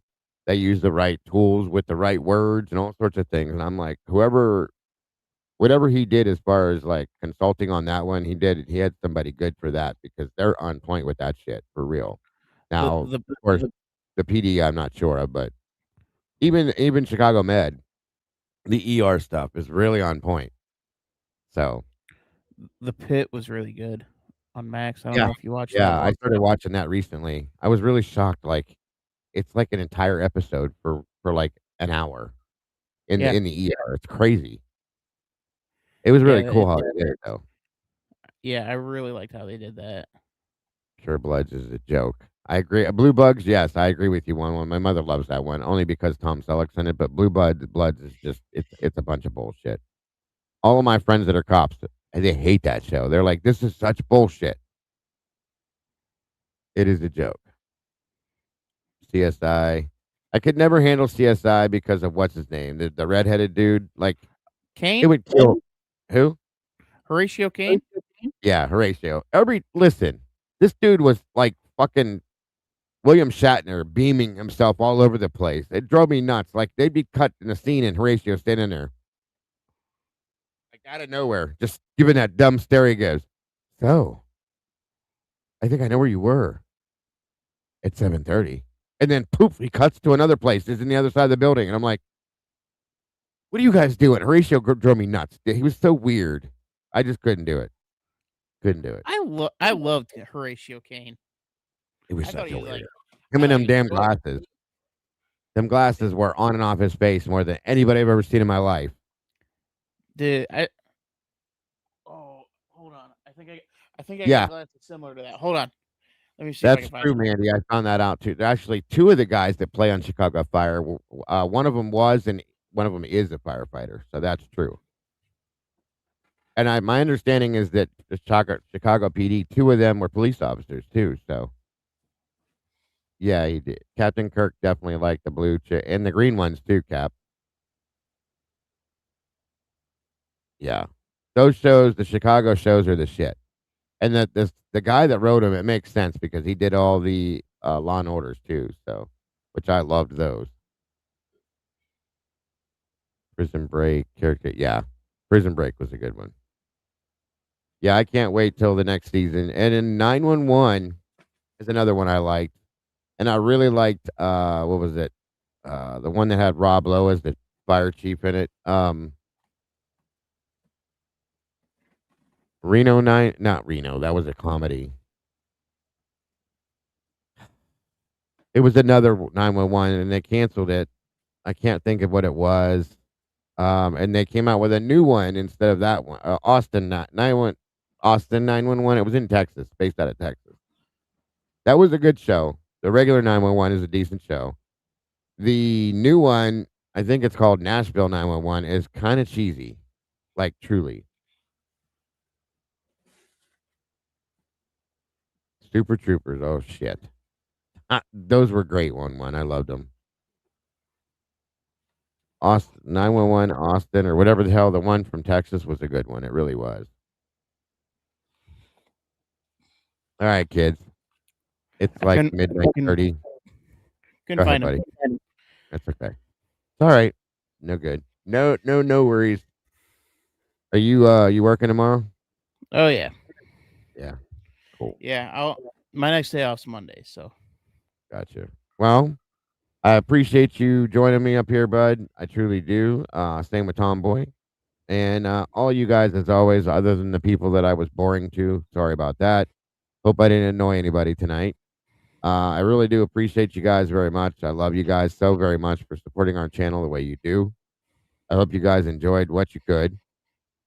And please, guys, don't forget to hit the like button. It was nice to see people in here I don't get to see very often again. Tune in tomorrow. I should be here at a normal time tomorrow, I hope. And don't forget, Saturday night, guys, 6 p.m. Eastern Standard Time. Join myself, Logan with Bronx Tales True Crime, Miss Kim with Typically Unique, and Mikey with The Last 24. We're going to be joined by Travis from, oh my God, I just went blank. Anyway, we're being joined by Travis, and you're going to discuss the statement analysis that he did with Dylan and other things we're going to do live. I'm really looking forward to that. It is, Mackenzie, I agree. So tune in for that Saturday, 6 p.m. Eastern Standard Time. And don't forget, if you can, do I have any mods left in here at all? Probably not. Nope. They're all gone. They ran. Wow, you guys are great. Just leave me here by myself. Anyway, I was going to ask you to drop the... I'll try to find the link, guys, for my new show coming out. Cafe Conspiracy. Make sure you subscribe, please. I would really love to see you guys there. It's going to be a great show. I'm going to have a lot of good fun with it. I'm looking forward to it. I can put the link in the back chat for you. Thank you, sir. Don't forget to subscribe. Hit the notifier on that one. We're going to be starting that up soon. Yeah, they get out of here as fast as they could. That shows you how much they love me, doesn't it? Right. Wow. Something else. Thanks, bud. All right, guys, make sure you hit this link here. It's all good. It is called Cafe Conspiracy, guys, and we talk about absolutely nothing but conspiracies, everything but the truth, or so be. That is what we talk about. There's a link. Make sure you subscribe, hit the notifier, and don't miss out on our first show coming soon. Appreciate you guys very much. Don't forget to love yourselves and love each other. And everybody, as always, please don't change nothing. You guys truly are the beautiful people. Stay the way you are. Be who you are. Because I love who you are. You guys have a great night. I'll see you tomorrow. Take care, folks.